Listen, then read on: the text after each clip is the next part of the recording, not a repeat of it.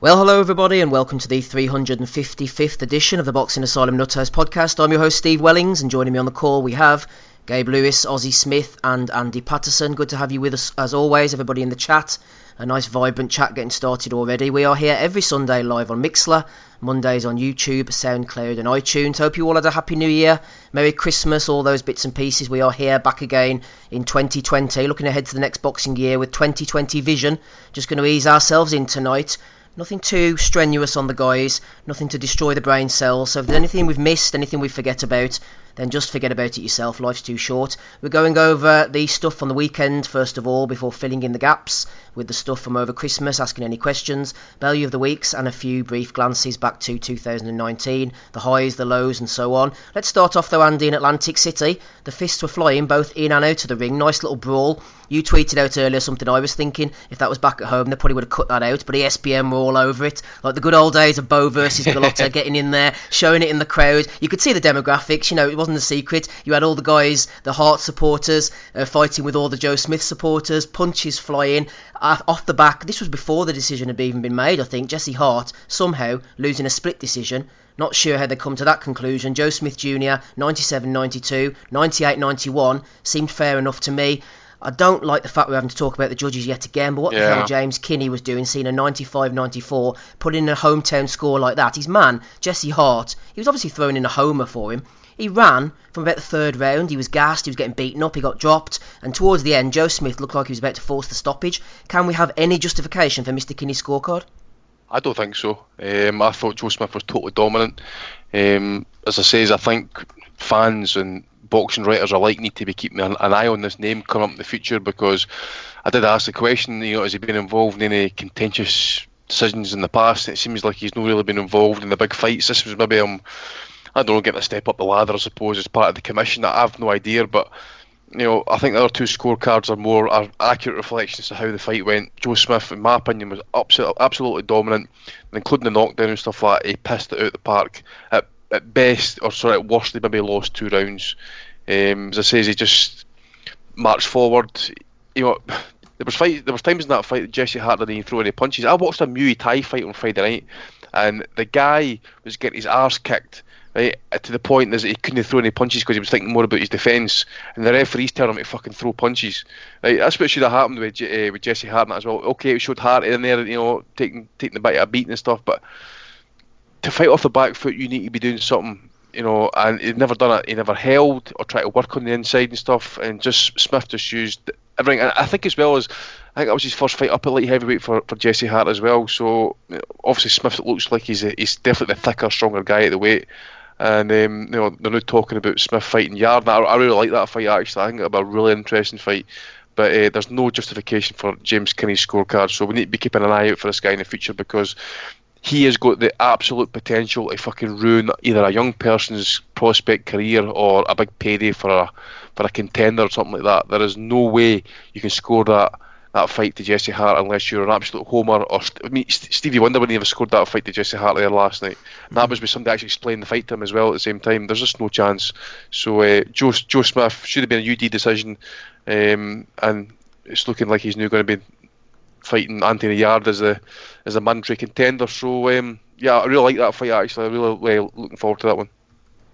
Yeah, Joe Smith using all of his strength, his experience, his punching power to push Jesse Hart back. Ozzy, why is Jesse Hart getting so many opportunities? He clearly sells a few tickets. They've put him in his hometown before. He's had those couple of close enough fights with Gilberto Ramirez, who's no great shakes himself. Is it because there's too much TV? ESPN, Top Rank need to fill dates, so guys like Jesse Hart are getting opportunities? Is it because his uncle is the famous Eugene Cyclone Hart? Why is his mediocrity being consistently rewarded, Ozzy?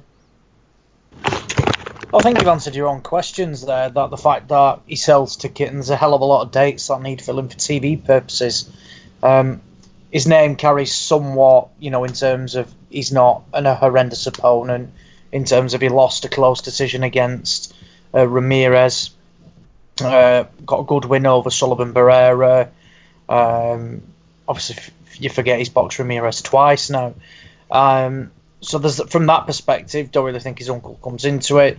It's going to be interesting to see where they go with him next, Because I mean, like we say, if you were just scrolling through the results last night, you would see a split decision and think, oh right,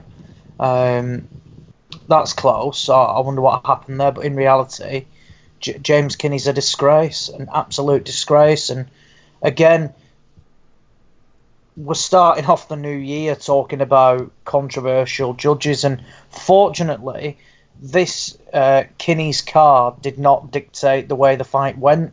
It would have been a great shame, if it was a decider or something like that. But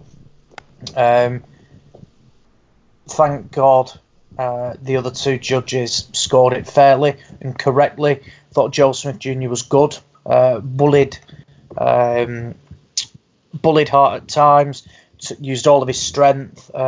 Tough man, Smith Jr. as well. Just kept banging away, landing shots. Didn't really have the respect for Hart, in my opinion. Was never like deterred or anything like that. As you said, Steve, hard working, and it was an excellent win, well earned, fully deserved. He's now got an opportunity from what we've been told that he's going to contest a vacant light heavyweight world title against Anthony Hard, which for me would go into the fight as a favourite. And a well-deserved favourite as well. So for Joe Smith Jr., he did cop a bad card. Fortunately, it didn't affect him. As for Jesse Hart, he needs to go back to the drawing board because I think he's lost 2 of his last 3 fights now. There's only so far selling tickets will do for you, particularly when you're going to be headlining and taking part in big cards on TV.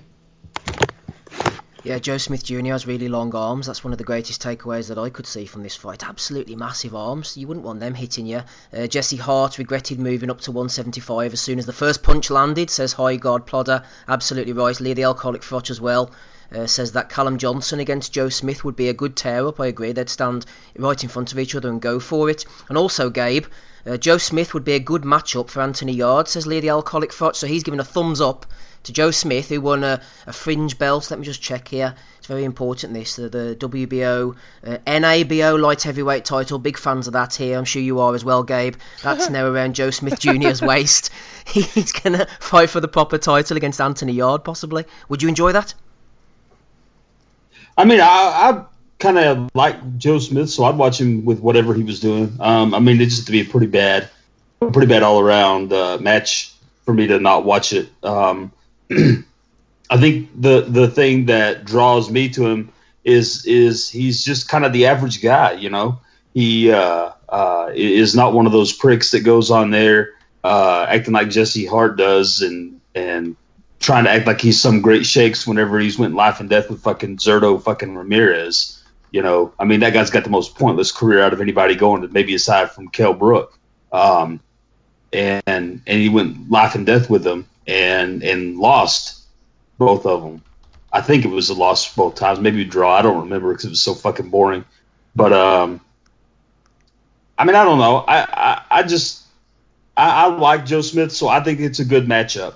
Yarde is in that place that's going to be a good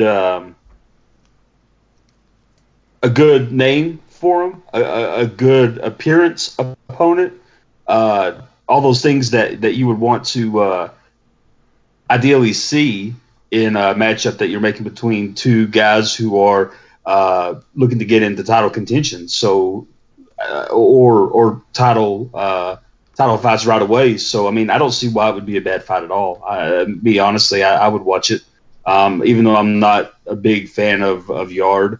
I don't see anything wrong with the matchup. Gabe's endorsing it. That's good enough for me. Looking over the undercard, I didn't see anything in the undercard. Stephen Nelson undefeated, beat Kem Kilic 14-0, took his unbeaten record, 8th round knockout. Draw between Joseph Adorno and Hector Garcia. A few people were keeping an eye on Adorno. He was lightweight 14-0, but the fact he's drawing with Garcia, who already had 7 losses on his record, doesn't bode well for the future. So we might have to write off Mr. Adorno into the scrap heap. Andy, no scrap heap for you. Let's get over straight away to Texas. Yo, I think Adorno's is one of those guys that is from what I've seen. Granted, I didn't see last night's performance, except from some highlights they showed during the post-fight business. But he's like, from everything that I've seen and the general selling point that they put on the kid, he's a big power puncher. So I wonder if last night he ran into a guy that's also able to take the punches and could give them back in return. But I did see some people talking about that they felt like it should have went against Adorno as opposed to the draw that they saw. But I'm kind of interested in him. I haven't seen, like I said last night, and I haven't seen all of his fights. I've got a few of them. But he seems like a pretty big puncher. So I kind of wonder if that's a little bit of it. I just thought I'd throw that in. No problem, Gabe. Styles make fights. Let's not write him off after this draw just yet. They will hopefully give him more opportunities to recover.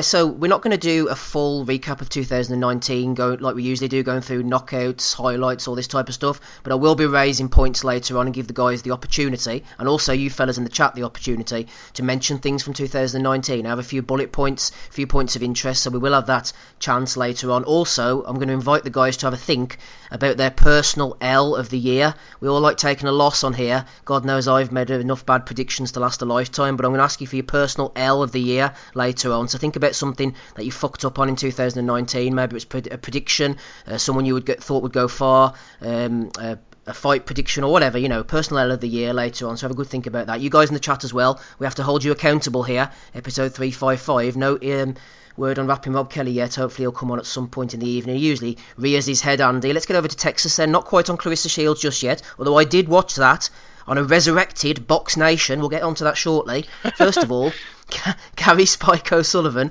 going in against Jaime Munguia. Didn't see the fight, hard to get hold of. You graciously put up some highlights earlier on YouTube, about 7 minutes of it. Watched it before we came on. A microcosm of the fight, I take it. Jaime Munguia. Yeah.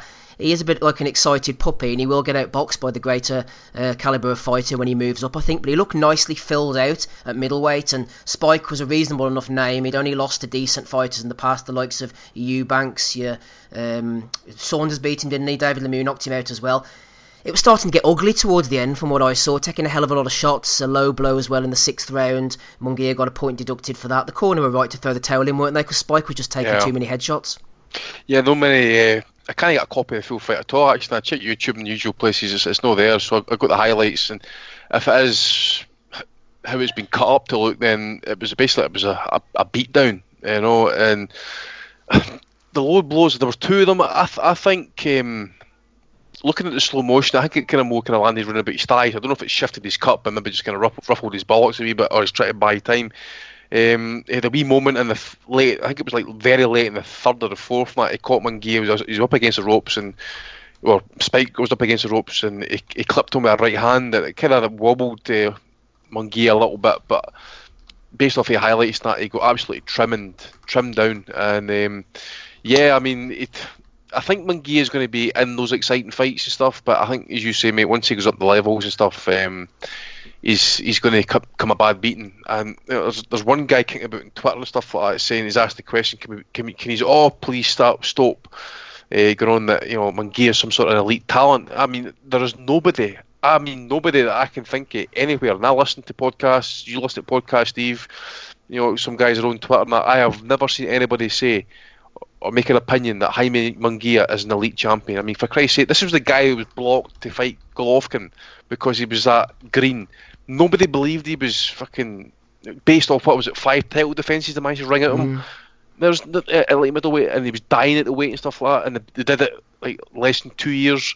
Nobody said that he was an elite talent, so let's just fucking put that shite to bed as well. But I think he will be exciting at a certain level, and if they want to push him along, I don't know if he's with Oscar and stuff like that, but I watched the David Lemieux fight, his last fight on that Pascal Jack undercard, and Lemieux, he's there for the taking as well. He doesn't belong at 168. He's kind of caught between the weights and that as well. So I don't know if he can maybe try and get that fight made if the money was right, and then Lemieux can get down to middleweight. It might be a good test for him, but at this point, I can't think of anybody going forward at the minute. But Spike's done for me. He needs to retire now, actually, or fight down at, I don't know, domestic European level and stuff like that, because he's just purely going to be at this point just get a journeyman status. He's just going to get a phone call to turn up and maybe pad some of these records, some up and coming young talent or whatever, and that, because that's it really for him. Yeah, Lemieux, I saw his fight with Bursak over Christmas and he looked like it was a life and death. He looks like he's done. He needs to slim down to middleweight maybe for one more opportunity. They could feed him to Munguia. Ozzy, as for Spike O'Sullivan, it's difficult for me because obviously I know him, I haven't spoken to him for many years, but I used to know him on a personal level, watched his rise pretty much from debut, and he's a nice guy and he's done really well for himself. I never expect him to get anywhere near world level, but he has a bit of the gift of the gab, a bit of a punch about him, but he's been knocked out 3 times out of his 4 losses. He just takes too many shots, he's too tough for his own good, and he did buzz Munguia at the end of the 3rd, I think it was, or the end of the 4th, and they keep him in maybe for too long, thinking he's got that puncher's chance, but he's in danger, as Andy says, Ozzy, of sliding now from contender status into gatekeeper status, and they might start feeding him to people, so they need to keep an eye on Spike. I wouldn't say he's ever been a contender, to be honest. I look at those 30 wins, and what would you say that are relatively decent? Douglas, Matthew Hall. I don't rate the Anthony Fitzgerald win, which kind of, I think, helped his career because it was live on Sky. But no, it was quite a difficult watch. As we say, we've only seen the highlight package, but the way it was put together, he just took so many shots repeatedly. It was like basically it was like the Dave Allen form of defence, just eating shots with his head and no real defensive mechanisms. I think it was the end of the 4th where he landed a big right hand. And I felt Munguia was buzzed at that point. Obviously, the bell had gone and he had a chance to recover in the ring. But in reality, that was the only meaningful shot he landed throughout the fight. He took a couple of low blows, which were low. I thought it was a good bit of refereeing from where he took the point off immediately. I'm not a believer of you should get a warning. It was an extremely low shot, and it caused O'Sullivan a problem. So it's not just a case of warning, take the point off. He did that, but in reality, I felt he was massively out of his depth from Munguia, who's somewhat limited himself. He's built this record up, which is great. As Andy said, he was being eyed up. I think was he not rejected to fight Golovkin, by the way, Andy? Yeah. He was by Las Vegas, yeah. However, look, he was massive at 154, albeit dead towards the end of it. He's come up to middleweight. He's had a feeling in fight. I thought he looked good at the weight. Thought he boxed better as well. Whether that was the limited, ability of O'Sullivan, which allowed that, but I thought he displayed an excellent jab and peppered O'Sullivan with it throughout the fight. And it's going to be interesting to see where he goes next. They were calling out all the champions. Apparently, he's a mandatory for Demetrius Andrade. Not too sure what the situation is there, because apparently Liam Williams fought a final eliminator as well just prior to Christmas. So it's going to be interesting to see. I don't see him fighting any of the 160 champions in his next fight. I don't think it would be a bad thing for Munguia to have, another fight in terms of increasing the levels at 160. Certainly don't think that would do him any harm whatsoever. As for Gary O'Sullivan, I think he seriously needs to consider his career now. I wouldn't put him at European level, to be honest. He has somewhat, he can punch, but that's it really. It's rare you see him, like box people, etc., things like that.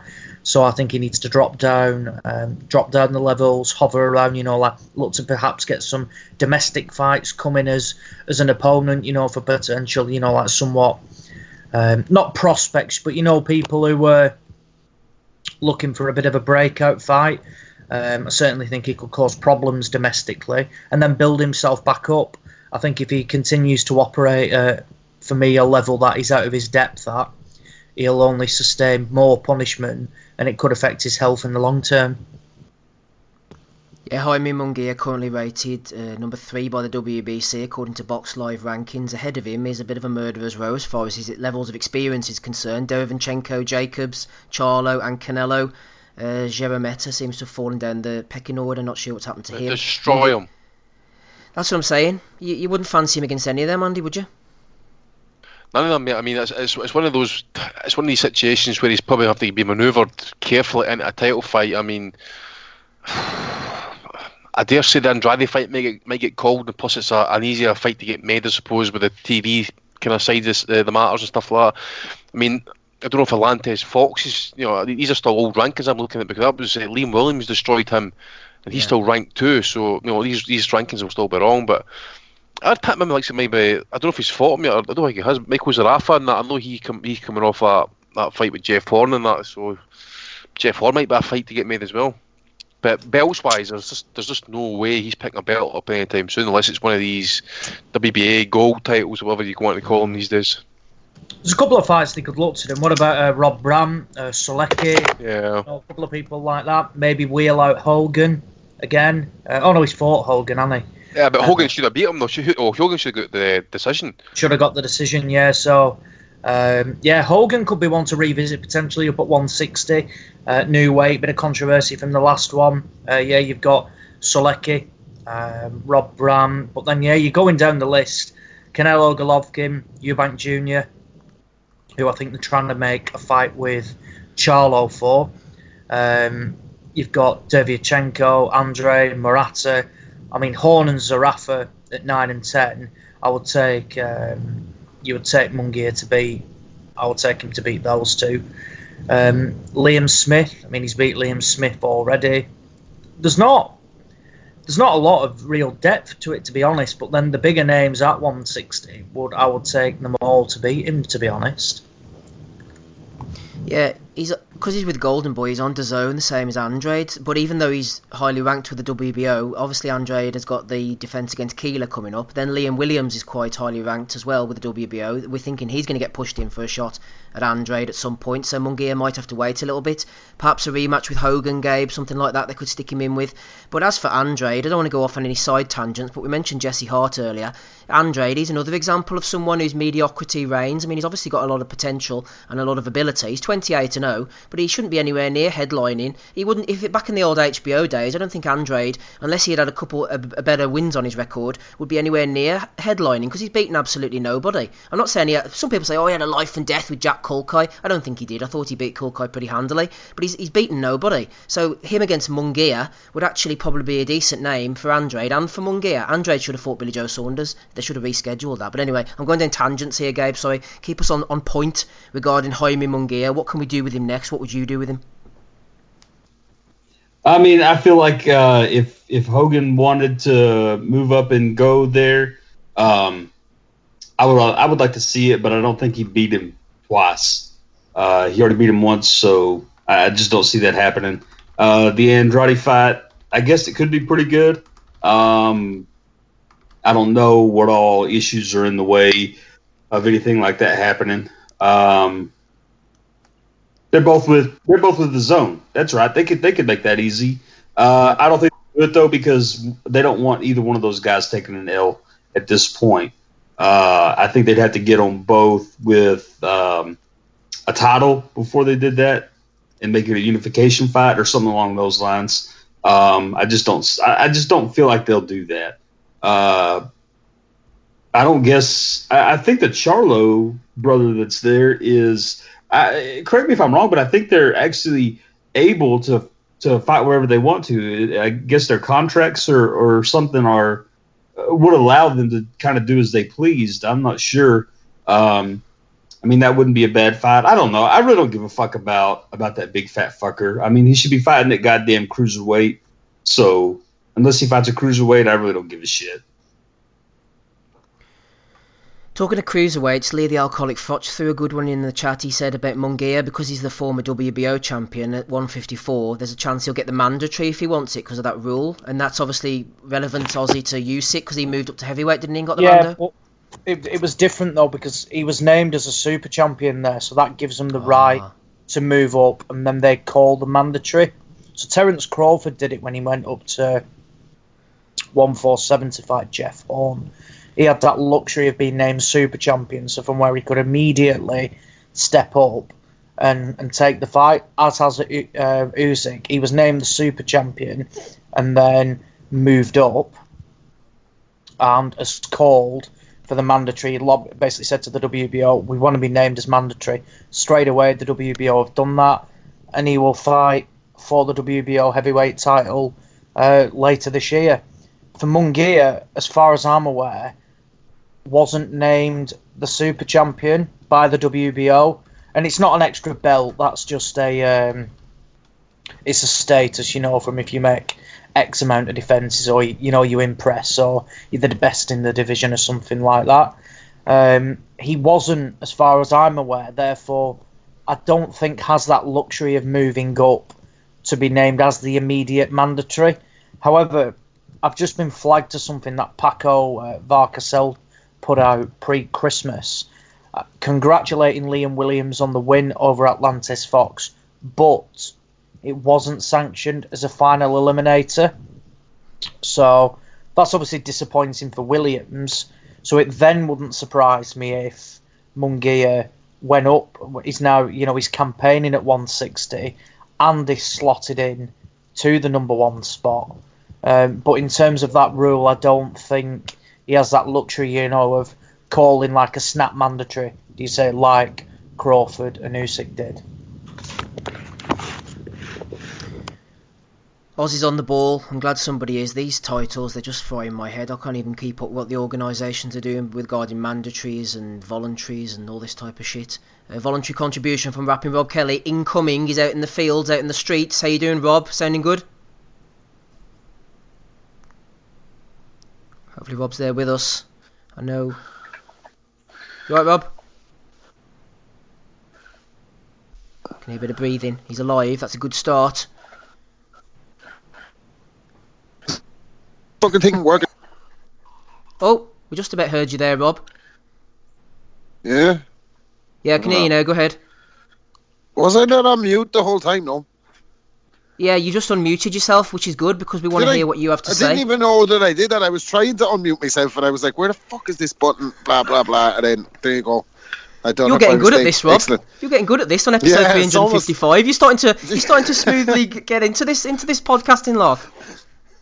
Well, why don't we just use StreamYard? This is bullshit. Just use StreamYard. If you use fucking StreamYard, Steve, I'd know more about it. It'd be easier to do. Fucking hell. Get on your boomer. We're on Spotify now, by the way, boys. You could be listening to this on Spotify in the morning. This is fucking great shit. Yeah, Happy New Year to everybody and all that. So get all that out of the way. It was a bit of a dog shit weekend, wasn't it? Or dog shit 2 weeks for boxing. Spike came up short.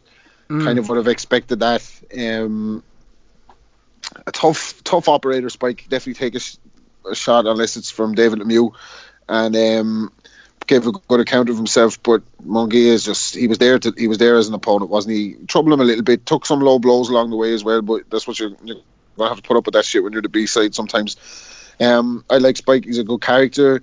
He can punch a little bit, but for me, he's never going to beat an A-level guy at 160. Never.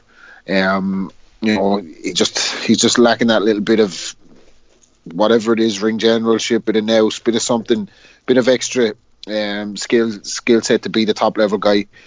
Having said that, he's still probably paydays out there for him as an opponent for guys up and coming like Munguia.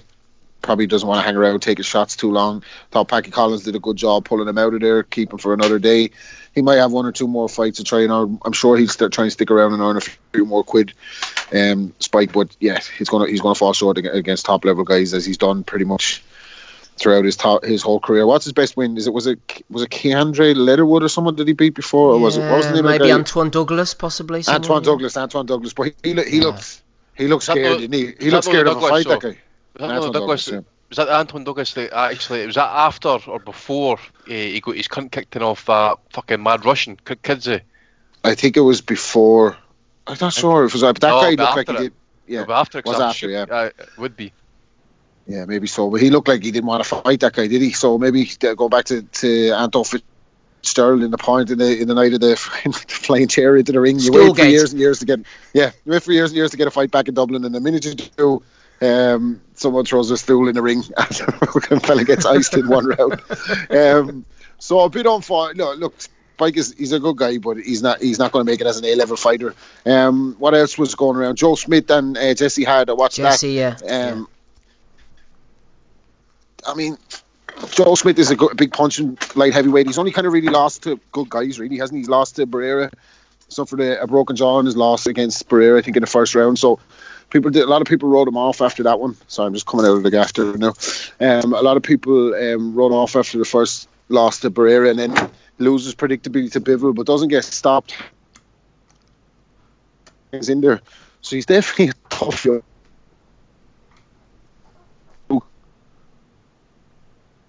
Rob, we're just losing you a little bit. You might need to give the old telephone a bit of a shake. We're losing you slightly, Rob. To fight at all, did he? Like, he was hanging out of the ring in the first. He was just backing up, and then for one of the judges to go and give him the decision after fucking losing around 10 rounds, like, was pretty shocking. But Joe Smith, I'd like to see Joe Smith in with anybody at light heavyweight. He's always in a decent fight, and he's always got a chance of knocking somebody, kicking with his big punching ability. So while he's technically not great, he's okay to watch.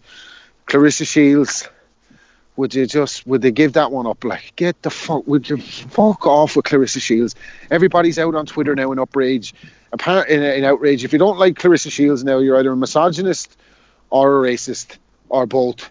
I'm a misogynist and a racist now, so I get both. Has anybody ever heard her? Like, has anybody ever heard her or listened to her? She's ridiculous. Like, she's the most unlikable character in the sport. It's nothing to do with her race. It's nothing to do with the fact that she's a woman. She's just not a likable person in the sport. She's got a kind of an undeserving sense of kind of she's achieved great stuff as a woman boxer. She's brilliant fighter. Not going to take it away from her. But to come out and say that she wants equal pay, she wants the same pay as the big stars that are in boxing, never going to happen. Delusional. In fucking dreamland. And to think just because she won so many world titles in 10 fights that she's somehow comparable to Lomachenko and Oscar De La Hoya, it's just a Jeff Fennick and all these guys. It's fucking laughable. So do away with that Clarissa Shields. I'm not even going to go into much on it, because it's just the more air you give that stuff, the more it builds and builds. Tank Davis, I think. Did we cover that one, or? No, we haven't got there yet. You're on fire tonight, Rob. Yeah. Sorry, I was just trying to remember everything I saw since the last episode. So, yeah, I'll come back to you when the time was right on that one. No problem, we'll come back to you on Tank. Going to give everybody a chance to speak on Clarissa Shields. I'm echoing what Rob's saying, actually. I think she's a good fighter, but you have to look at the levels of opposition as well. Habazin, she was tough, she was rugged, she came forward and had a go, but I mean, it's just mediocrity. You can't judge people against the likes of Lomachenko. It's nothing to do with the fact she's a woman. The pool, the depth of talent just isn't there at the moment. It's different things like the darts, they're going up against the men, they're able to compete, obviously, because they're not beating the shit out of each other, and they are competing to a certain level. But in boxing, Clarissa Shields, what she's done is great in a context, Andy, but comparing it to the likes of De La Hoya, like you say, Lomachenko and all that, it doesn't compare whatsoever. And she just had this massive chip on her shoulder. She needs to just chill out, although then again, she's only like 21, 22. Weren't we all talking shit? I mean, we're talking shit at nearly 40. I mean, what can you do? Yeah, I mean, she's 24. I mean, what she's achieved, it has been a dramatic rise. I mean, Olympic gold medalist. I think she'll be the first woman Olympic gold medalist America's ever had that. So obviously they're going to go a bit, doolally for it, or maybe a 2-time medalist. I'm not too sure. Did she fight in London? Can't mind. World. She's fought in world championships and stuff like that as well, and Pan American Games. And she's come in and she's obviously went up and down the weights and stuff, as far as super middleweight and unified belts. But the thing is, these are vacant titles. This is another thing as well. And I want to bring this up because, especially the way people are kind of talking these days, and I think it's off the back end of this Me Too movement and stuff. Everything seems to be kind of going towards the feminism side and stuff like that. But at the end of the day, as well as these women are fighting 10 twos, 10 rounds, 2-minute fights. Right, we've got Wimbledon, for example. Serena Williams, she's got equal pay compared to the men, but she's playing less sets. So, and another thing as well is, she's saying like nobody gives her any credit and stuff like that. Well, I'm sorry, but they do. There's no many people, and me included, that watch women boxing. Now, if you listen to this podcast for a number of years and stuff like that, right, the first female professional fighter in history was Norwegian Cecilia Brækhus, became the first unified, undisputed world champion. Okay. and nobody, and I mean that, nobody gave her fucking due respect apart from her home country, where she was at that time. I think it was like 4 Christmases ago. She'd won Sports Person of the Year for the 5th time hard running, and that's a country that's mainly run by Arctic sports personalities and stuff like that. And the person that Clarissa Shields beat the other night there, Brackus has already beat her and schooled her as well. So. And what happened mere months after Brackus actually went ahead and become this, the first iconic female champion in the professional boxing? Ring magazine, the Bible of boxing, is supposed to be put Ronda Rousey on their fucking front cover, and with a question mark or something along the lines of, could Ronda beat Floyd Mayweather at boxing because she's apparently laid waste to everybody? Is that understood? It? I maybe get this wrong. The UFC guys who listen to this will probably correct me if I'm wrong, but as I understand it, even the UFC women's or what division she fought in the UFC, and that was fucking bereft of talent until she fought Holly Holm. There again, I might be wrong, but it's just, we need to calm down. And this greatest woman of all time pish, it's bad part. I mean, it's like TBE, that other prick, that Henry Cesedo Triple C pish that he's pushing out in AIDS, man. That is just cut it out. Just cut it out, right? As you see, you're going to put a kind of chip on your shoulder. You're going to put a chip on your shoulder, right? Now, at the end of the day, you've done and achieved great things. But as Steve quite rightly said, and we've said in the past before, the talent level isn't there. You go up and down weight divisions because there's a lack of talent. Now, Cecilia Brackus cleaned out her division. It got so bad for opponents, she had to get fighters to come down and fighters to come up on weight. Right? And now she's talking about fighting you. But that fight will need to happen around about welterweight or super welterweight. So maybe that's a fight that needs to happen. And the reason why she gets shit is because of how she reacted, as opposed to that Habazan's trainer getting badly assaulted, and that off your own brother. Now, I know there's real issues in the background in regards to her upbringing and stuff like that. But look, we've all got stories like that. Okay, we've all had shitty cases, and there is some worse than others and stuff. But it's not an excuse. It's just not an excuse, right? She's done absolutely fantastic things, as I says, but let's just calm down the hyperbole and stuff like that. She's talking about wanting to fight men. Right? If you want to fight men, then you fight fucking 12 rounds for 3 minutes, right? And you get in there and fight a guy. You'll not do it because there's a reason, as Steve says, why women are competing against men in darts or snooker or whatever stuff like that. It's because you're not fucking swapping punishment. Right? Now, if you want to talk shit, fine, go ahead and fight a man. Get a commission to okay it and then see how you stand up to it. Because I guarantee you, any decent fighter, can you imagine her fighting Canelo, for example, at fucking middleweight? She would get fucking annihilated. Let's just, come on, let's just calm down about it. And she's talking about equal pay. Well, if there's equal pay, then it needs to be, it's like everything else. If you want to get millions and millions of dollars and stuff like that, there needs to be a lot of income, to your fight. It needs to be a lot of interest. Floyd Mayweather interest, you're talking about. Manny Pacquiao type interest. You don't possess that. No woman boxer possesses that A grade, pulling power. Not even Katie Taylor, who's supposed to be the greatest amateur to come out of Ireland. The title she's picked up, the amateur medals, nobody can as an amateur can actually kind of come anywhere near what she's achieved. But look at it. Look at who she's beat. The lack of talent isn't there, even for Katie Taylor. So I'm sorry, but until we're maybe moving in the right direction, but until it's maybe going to take 10, 15, 20 years, and more girls and more women coming into the sport to actually then get proper sparring and just to kind of enhance the level. That's what the professional women's boxing needs. It needs more talent and more fighters. But you can't put yourself on pedestals like Lomachenko and fucking Canelo, Sweet T Crawford, Usyk, Inoue. I'm sorry, you can't do it because these guys are fucking destroying people. You're schooling fighters who are a level below you because you've got a lack of talent, and that's all it is. It's not because of race, it's not because of your skin colour, nothing like that. It's just because you haven't got the fucking opponents to prove how good you are, and if you want to go and prove it, go fight a man, but that's not going to happen, so what's the fucking point? A few years ago, they did try to make a fight between a woman and a man. Anne Wolfe was going to fight Skipper Kelp. They were calling it Anne versus Man, but they couldn't get it sanctioned in the end, so it didn't happen. My view, Ozzy, not that anybody cares, on women's boxing, I'm not averse to women's boxing. I don't care if it happens or it doesn't happen. And I look forward to certain fights. I enjoyed watching the first fight between Taylor against Pursoon, and I actually genuinely was looking forward to a rematch taking place. But I mean, I'm not going to look for it to get banned or anything. But the likes of Serrano, isn't it Amanda Serrano? She's like a 6-weight world champion. Guys are saying in the chat there, she won a vacant title at 140, and then the next title fight was vacant at 115. I mean, it's just farcical at the moment. You enjoyed the Taylor fight against Bassoon because it was competitive. Yeah. And it's one of the few competitive fights that takes place.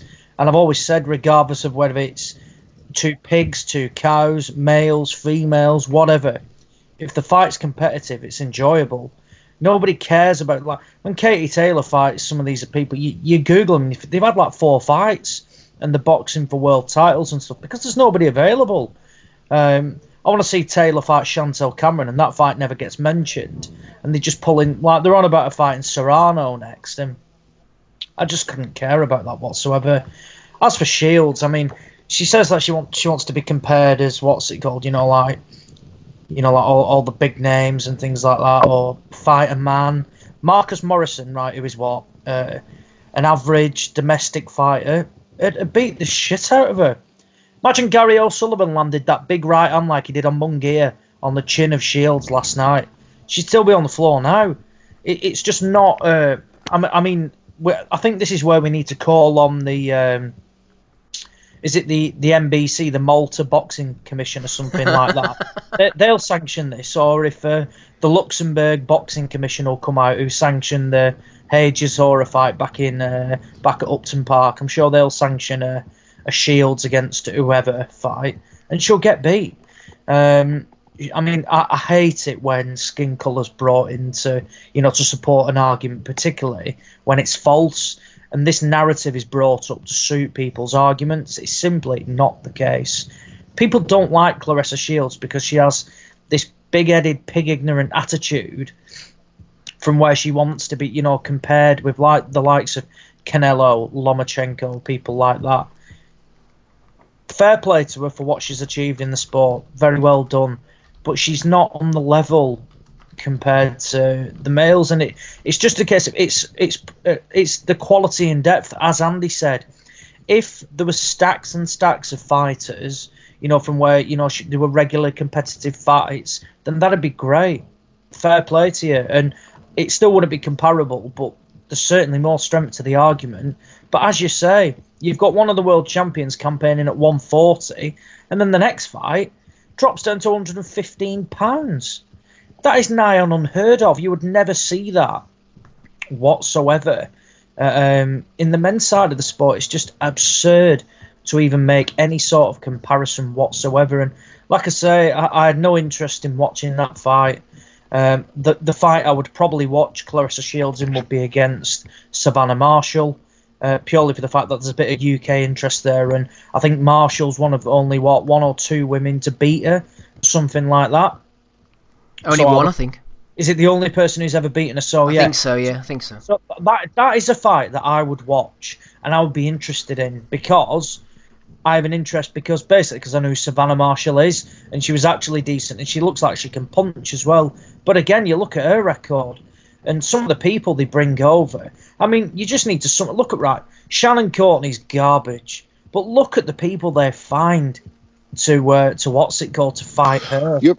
It's like but you're making a good point as well. That goes back to Clarissa Shields when you bring up Shannon Courtney, because in the next year, Shannon Courtney will probably earn more than Savannah Marshall, because she's Sky's baby, and she'll be on all the Eddie Hearn shows now, and they're Coogan just can't stop interviewing her. She's building her profile, and that's the fucking name of the game. It's got nothing to do with gender, it's got nothing to do with race. Boxing is a numbers game. It's a popularity contest. The ones who get paid the most are the ones who are the most popular and the most dominant, and that's just the way it is. Women's boxing is not going to bring in those kind of numbers. You couldn't put a women's boxing event currently on pay-per-view. Fact.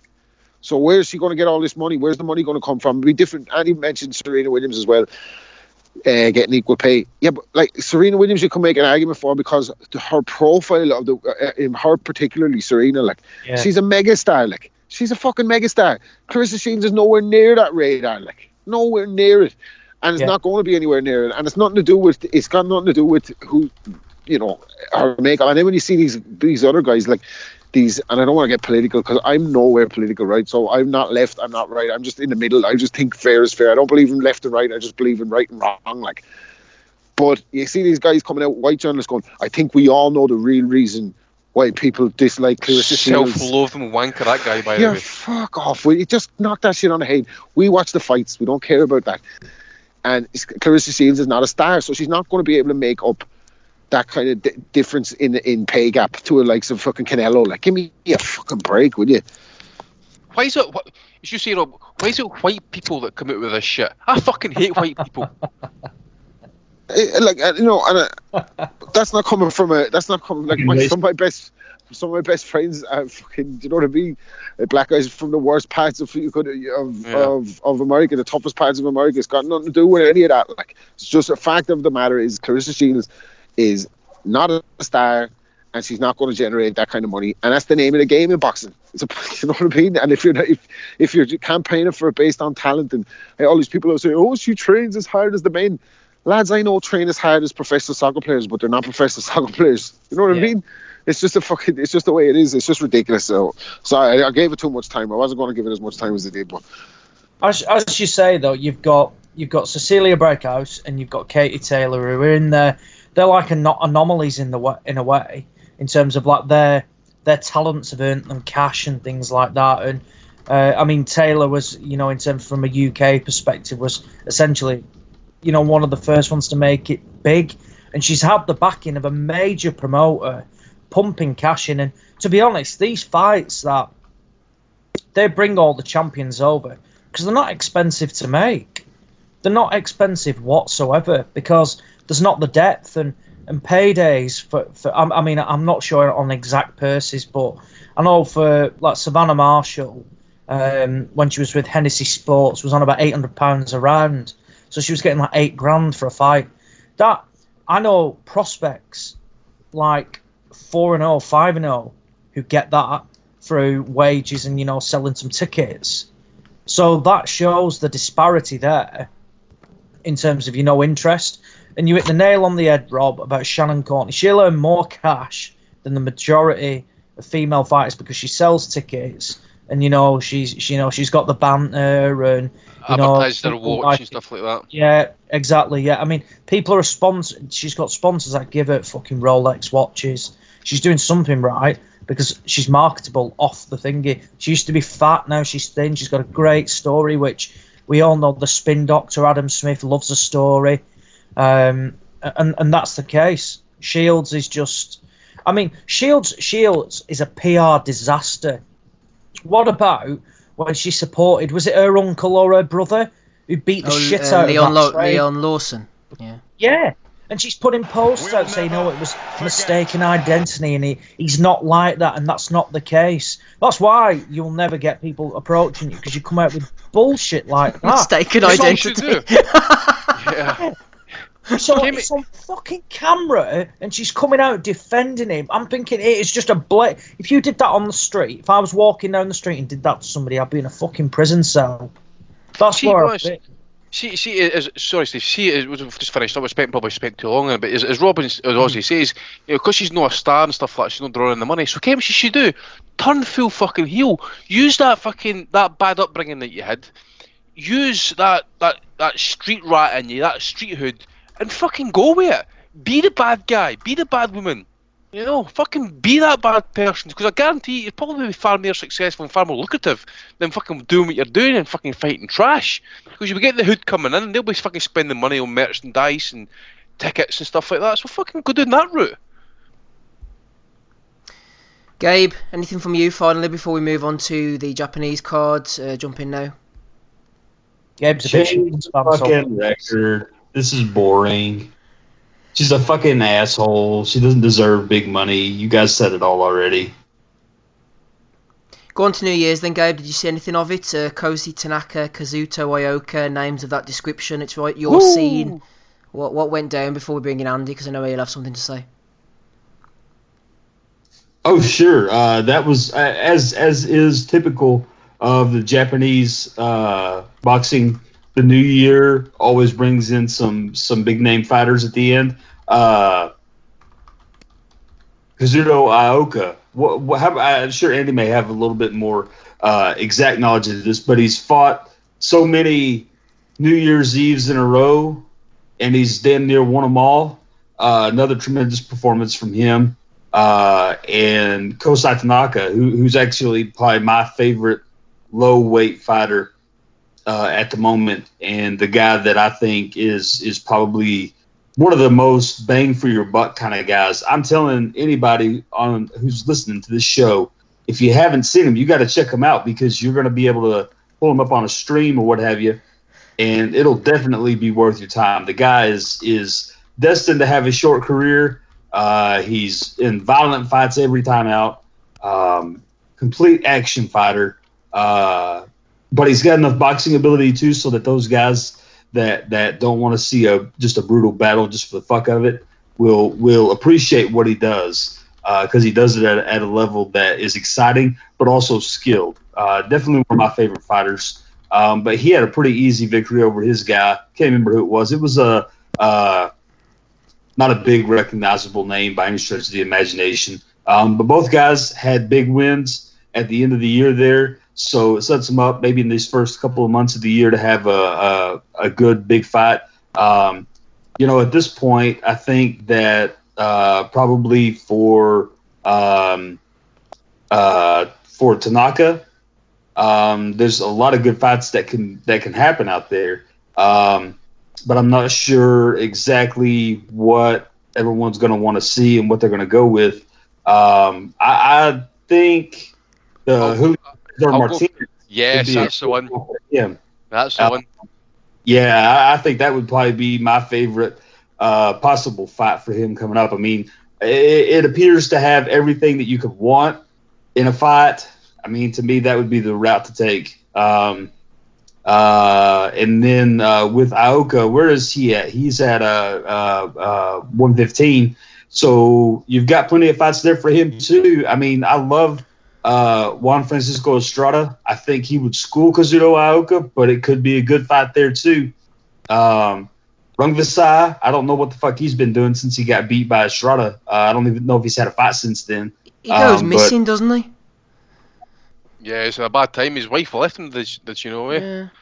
He probably couldn't find him. No one knows where he is. He's having to catch his own rats now. I would like to see Kazuto Ioka with him. German Ancajas is down at 115, I believe, still. That would be a good fight. Yafai's down there. I feel like Kazuto Ioka's got a ton of good fights. Seeing him in with Chocolatito, if he's going to carry on, wouldn't be a bad one. I think, what is his name? Acne back. Fucking Quadras. Quadras, yeah. Goddamn, looks like he got road rash on his back from a motorcycle accident, but puts on good fights. I mean, there's tons of guys down there that you could easily make fights with. Nietes, I think he fought on the New Year's Eve, and then I mean, there's so many matchups down there for Kazuto Ioka. Unfortunately, I really don't feel like he's going to do well if he were to fight Rungvisai or Estrada. Just something about his style doesn't seem to me to be a good matchup against either of those guys. And I feel like at 115 he may be a little bit undersized for some of those guys. But there's so many fights that could be made all the way around for either one of those guys. Obviously, Tanaka is a smaller guy. I don't know. I can't understand Japanese broadcasts. I don't speak Japanese, so I'm not sure what his weight's looking at on fight nights. Maybe if he were to even step up to 115, that would be a tremendous fight. I don't know if he's anywhere near that, but he's gone up a couple of weight divisions already, so another one could be in the cards before too long. But I would definitely like to see that Martinez fight before then, before he leaves the division. I think that would be probably one of the best ones. Tito Acosta already had a great fight with who did he fight? Elwin Soto. Soto. Yeah. Yes, Soto. That Soto was a tremendous fight last year. Yeah. That was probably one of my favorite fights that I saw. I would like to see him in with any of those guys. I mean, I don't know how close he is to moving up to 115, if at all. But that could be another fight to take. And I feel like Ioka could possibly move down to again, the reason I mentioned not being able to understand the language is because I don't know what they say during the shows, if there's any weight problems. They always look good, these two guys. So just a tremendous amount of opportunities and a great close out to the year for both those guys, ending the year with some good wins. I'm really eager to see what either of those guys do in the coming year. I think they should have a lot of good things. Also, Kenshiro. Yeah, I was going to mention him to you actually, Gabe. It's funny you should bring him up because you recommended before the pod left for 2019 to go and watch Kenshiro. And I think he has a really interesting style. Do you know what he reminds me of? You know, whenever you see a video every now and again of like a man fighting a kangaroo, you know, like a kangaroo will come in and the guy will punch him in the face. Kenshiro boxes like a kangaroo. Is it just me who's seen this? You know the way he sort of bobs up and down, his little arms are going out there. Maybe it's just me, Gabe. Jesus.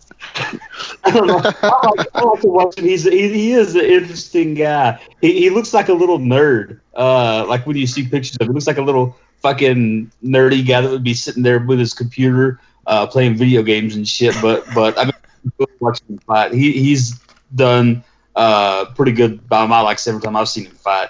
And he's there at 108 too, so he's not too far off from the 115 pounders, or excuse me, the 112 pounders with Tanaka. I think that could be a real fucking barn burner with Kenshiro and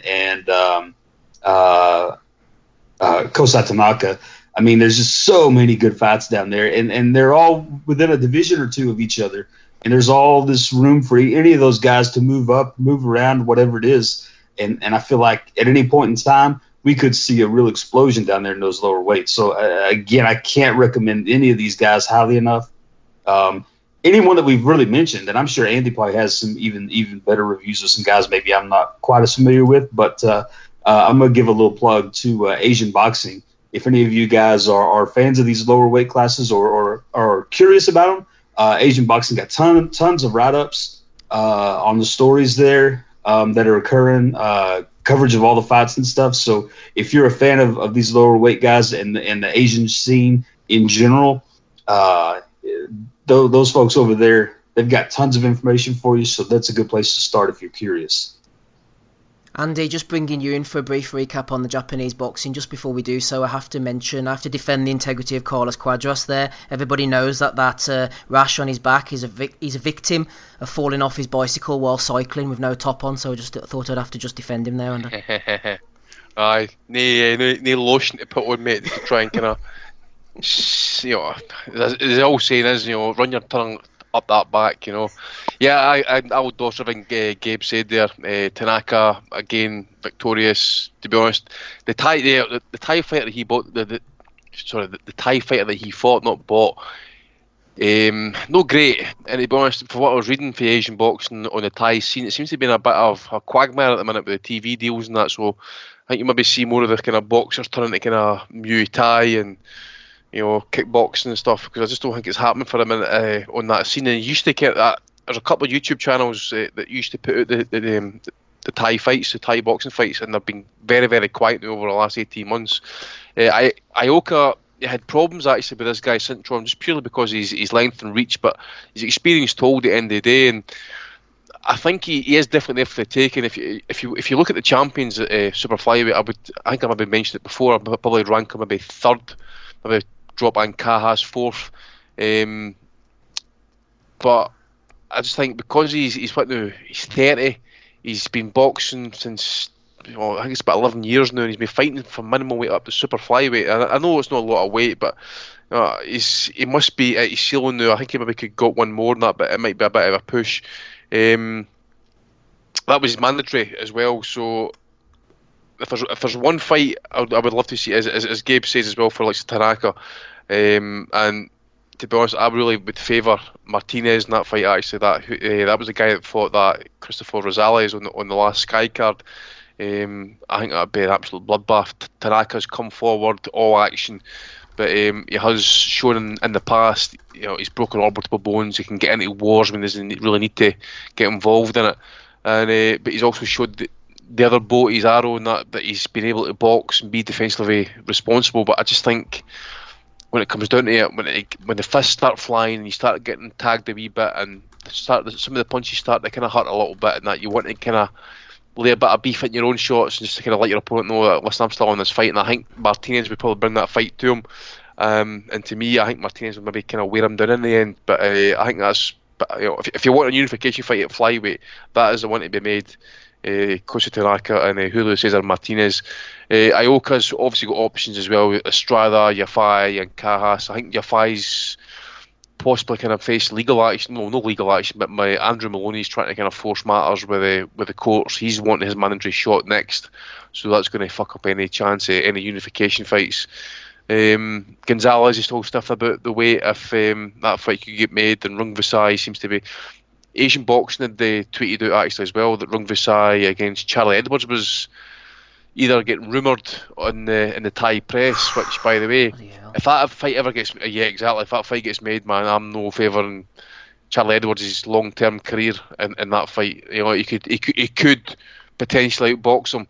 But he'll need to do it in the back foot, because we know Rung Visai hasn't got a jab, but he'll just come forward, and mentally we just don't know where he's at this point in time as well, so there is that to it. But just to kind of answer Gabe's other point in that as well, as the Ioka fighting on the last so many New Year's Eve cards. It's 4 of the last 6 he's fought on, so it's quite some going. But I didn't think the Japanese cards were as strong as they have been over the last few years that as well, to be honest with you. Obviously we had the card on the last podcast. We did the Ken Shiro and Yakira Higashi and that, and obviously he'd fought Muruti Mathalane, and he had the Ryota Murata. But I think the Japanese scene outside Inoue as well it's kind of in a bit of development. There is fighters coming through, but it might take a wee bit of time for these guys to kind of pick up belts and stuff like that. But as I say, if you go down in weight, Tanaka, you got Hiroto Kayaguchi and Ken Shiro doing it light flyweight, potential fight as well to get made and that. But not as many champions, Japanese, from Japan at the minute. Maybe that's the reason why we're not getting these kind of heavier stacked cards. Gabe's mentioning maybe Tanaka against Ken Shiro. Possibly. I forget what weight Higashi was fighting it again actually in his last fight. I think it was doing it flyweight, I think it was. 112, yeah. 112, so yeah, he could potentially make the weight in that, but again, I think his last stand was against Methylene, who, by the way, he went into trenches with him, and when Methylene as well was standing in there and dogging you out, I think Ken Shiro would probably do him roughly kind of around about the same time frame, plus coming down in weight at 37, 38 years of age and that as well, as I think he's only a beat. I'm no expert, Andy, but should the JBC not be having a look at his licence? He's had a lot of fights, hasn't he, now, Higashi? Yeah, and they're quite stringent as well. Too. Yeah, they're quite stringent as well, the JBC. Wars. Yeah, he's been in wars. Like the JBC might step in. They're quite stringent over weight issues. If you miss weight, drug testing and that. So they might look at it and say, look, enough's enough, and they might not license him. But who knows? They might get one dance. As a kind of farewell fight. Maybe let him go out and a win or whatever and that. But to me, he's done at title level. Okay, boys, you are listening to episode 355 of the Boxing Asylum Nuthouse podcast. We're back with a vengeance, rapping Rob Kelly, Ozzy Smith, Andy Patterson, Gabe Lewis is here with me, Steve Wellings. Thank you to everybody in the chat who's with us as well. Lee the Alcoholic Froch, see him there. Tosh, Jason Chukwu is in the chat as well. 14 hearts, hit that heart button. Didn't even know it was a thing, but it seems to be there anyway. 356 is next week, naturally, just stalling while I bring up the next screen on my computer. I mentioned earlier we're going to be looking over 2019 very briefly before we go on to Value of the Weeks. We will be indeed doing that. Aussie, before that comes to fruition, Gervonta Davis, Yuriorkis Gamboa. This was over Christmas. Atlanta, Georgia, wasn't it? Yeah, 28th of December. Pascal Jack, that was a good fight actually. I enjoyed that Pascal Jack fight, Jack on the wrong end of a decision yet again. Start off with Gervonta Davis against Gamboa though. Few people, including Paulie Malignaggi, were calling bullshit on Gamboa having a torn Achilles. Said there was something wrong with his shoe or something. I must admit, I'm no medical expert. My wife's a nurse. Didn't bother asking her. She doesn't care. Gamboa, how on earth was he managing to move around the ring with this torn Achilles or whatever it was, ruptured Achilles? And he seemed to be moving pretty. I don't know what I'm trying to say here, but do you think it's genuine? Do you think he was injured as badly as he made out? It's not as bad as David Hayes, where apparently physio could sort it out, but no surgery is required.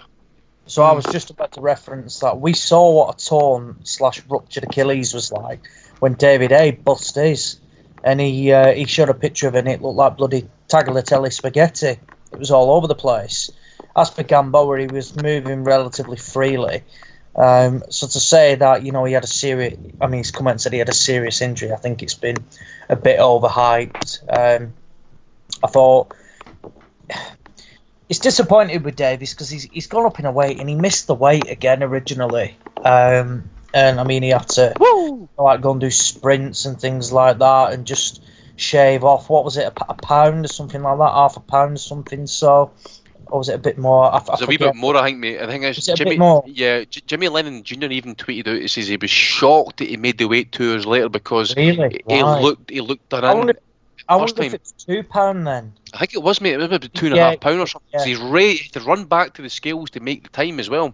Yeah, saw that video. Yeah, and they were absolutely legging it there, and he made it.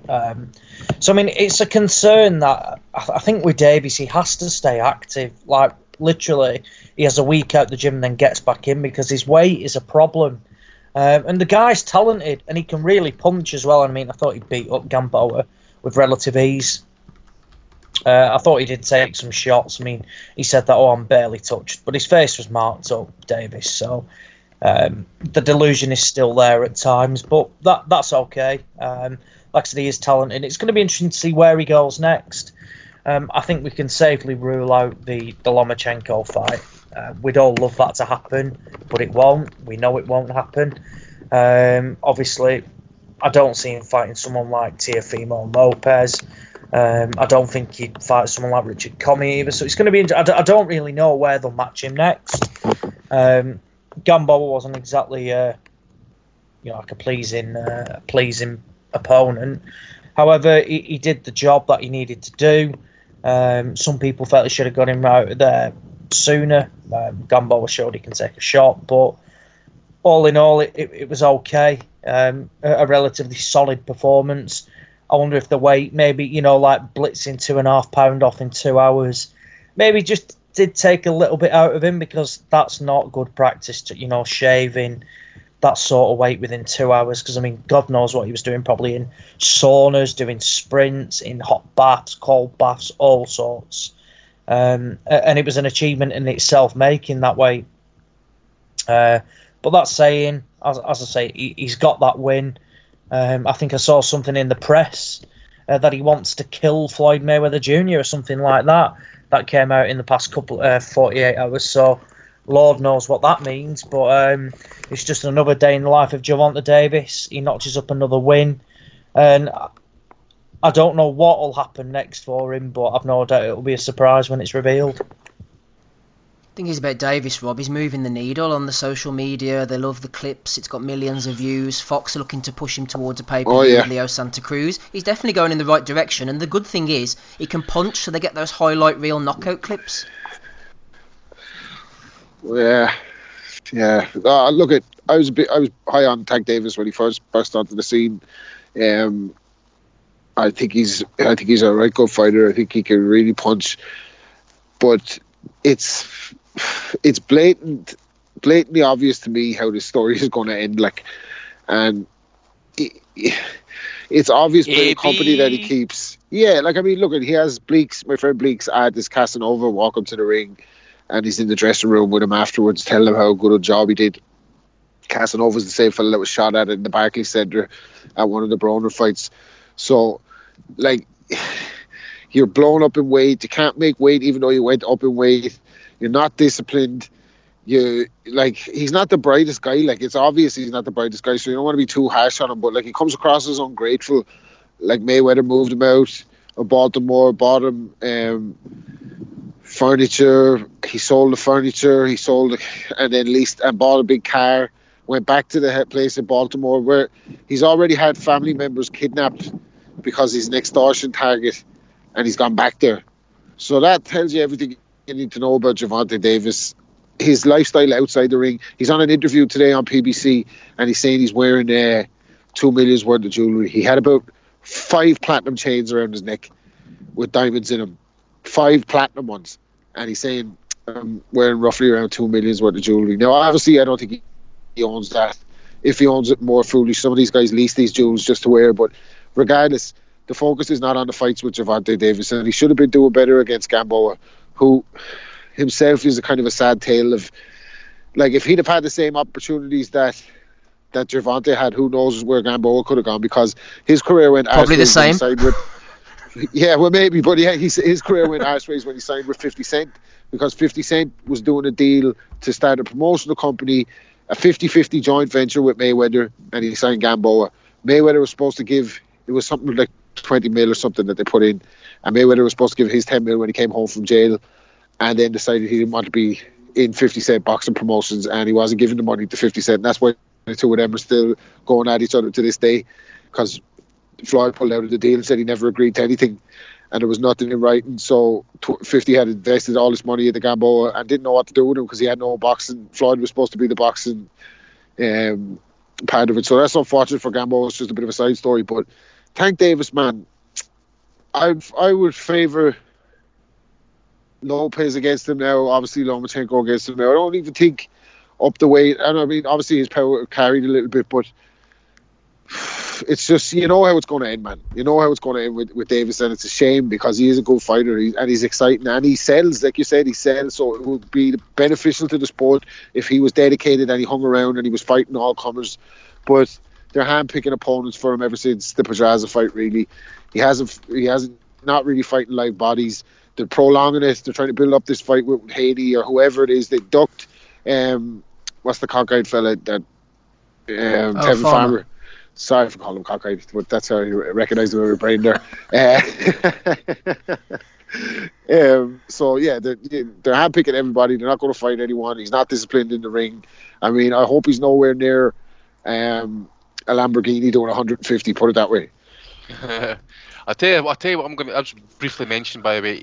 As a young guy, don't wait, isn't it? Mid-20s now. We've seen it with Hatton, and we're seeing it with him.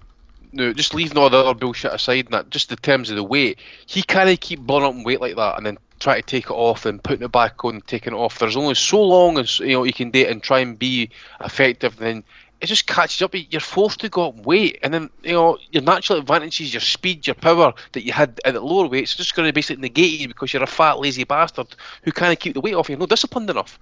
So to me, he's got a window. And a shelf life of his prime, and I think we're in it just now. I think the next 2 or 3 years are going to be telling for his career. And if it's about cherry picking opponents, stuff like that, so be it. But the weight is going to be the telling matter. If he keeps kind of like going out of weight and missing it and having time to take it off again or try and take extra off, I'm sorry, his shelf life is very, very short. Gabe, any word from you on Gervonta Davis? Are you saving up for the big pay-per-view against Leo Santa Cruz already, putting the pennies into the Halifax money box? I'd rather piss in my own boots and wear them around the house. Do you not do that already? Only piss at a clan meeting. Did you see Badu Jack against John Pascal on the undercard at all, Gabe? Any interest in that? That was a good fight. Yeah, I did. That was actually kind of fun. I mean, I fucking love John Pascal. I enjoyed him whenever he was a younger fighter, and I mean, he's always had issues. Stamina issues have been a problem for him, and just his general, way of fighting isn't typically one that you see work a lot. I mean, obviously he's had his losses and stuff, and even though I'm happy to see him winning, I don't think he's doing good, because I think he's always on the razor's edge of getting knocked the fuck out in a bad way. I mean, I don't know. I just, like in that fight, he got hit sometimes and he would be stunned for the whole round. I mean, you could see like his movement and everything was discombobulated. It wasn't as smooth as it is at times. I just feel like he's in a place now where he should be looking, as opposed to going on a long run as a title holder, he should be looking to maybe start finding that last fight and seeing where that's at and calculating what happens after that and what he's going to do and saving that money. as much of a fun fight as it was, I just don't like the fact that he's still going. I think his time is just about over. And if he doesn't be careful and the people don't watch out for him, he's going to end up used up, busted up, and broke as fuck because he's going to end up being in bad mental shape when he's done. He seems to me, like I said, like he's always there on the razor's edge of getting knocked out in a bad way. And I don't like to see that with him because he gets hit. He's not a guy that's super elusive. And I don't know. I felt like... honestly, as I was watching it, I felt like it was a really close fight. I really don't know what Badou Jack's got to do to get a decision to go his way, because I felt like that was one of those fights where it could have gone Badou Jack's way. But it just seems like in close fights, he can't get a decision. And I don't know why it is. It kind of baffles me a little bit to some extent, because honestly, as I was watching it, I felt like they would probably award Badou Jack the victory in that fight, the judges, that is. And I just, when they came out with the decisions, I was kind of surprised, because although I felt like it was a close fight and it probably leaned towards Pascal, I felt like they could have gone either way with it, and it wouldn't have surprised me to see it go either way, or even a draw right there in the middle. But it was a solid fight. It was actually a fun fight to watch, and if anybody hasn't seen that, I would say go back and rewatch that one. But credit to Pascal. I mean, it's hard to do it at that age, coming back and picking up a strap and then defending it against some young, tough guys. And you know, Badou Jack. I mean, gee whiz, that guy's a tough son of a buck. He just continues to go into hard fights. Doesn't take any bullshit in the interim. Continues to look for big events and just always seems to come up a little bit short recently, but tough guy. If you're a fan of boxing, I don't see how you couldn't be a fan of Badou Jack. I mean, he's always in entertaining fights, and I think that one was no exception. Yeah, I agree. I like Badou Jack as well. Next Saturday evening, Rob, over in Philadelphia, decent double-header from the PBC. Chris Primetime Colbert, bit of a puncher going in against Jezreel Corrales, step up for the interim WBA World Super Featherweight title. And Julian Williams defending his IBF and WBA Super crappy strap against Jason Rosario. Bit of a puncher, Rosario. I think he'll give Williams a good scrap. If he can get past this, J-Rock, hopefully see him in, possibly rematch with Hurd, maybe Lara, maybe Charlo, something like that. Yeah, he's good. He's a good watch, isn't he? He's a good out. He gives a good performance. The last one against Hart, that was an epic encounter. Enjoyed that thoroughly.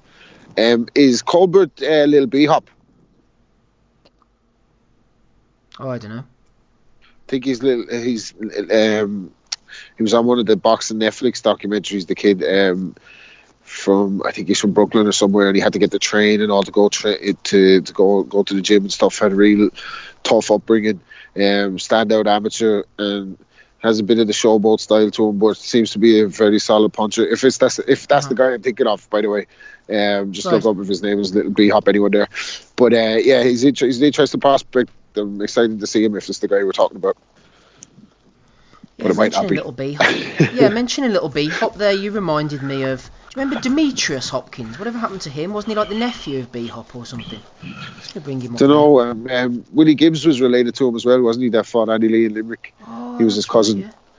Yeah. Here we are, Demetrius Hopkins. Yeah, got him here. Super lightweight. Lost to Jamel Charlo. Lost to Brad Solomon. Lost to Kendall Holt. Yeah, he was a bit of a contender. Beat Stevie Forbes. He was getting the push on the B-Hop undercards at one point.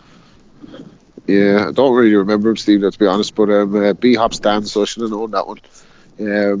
But yeah, if it's Little B-Hop, he's a good watcher. If not, go find out who he is. Steve, go look it up there, man. Come on. Bean!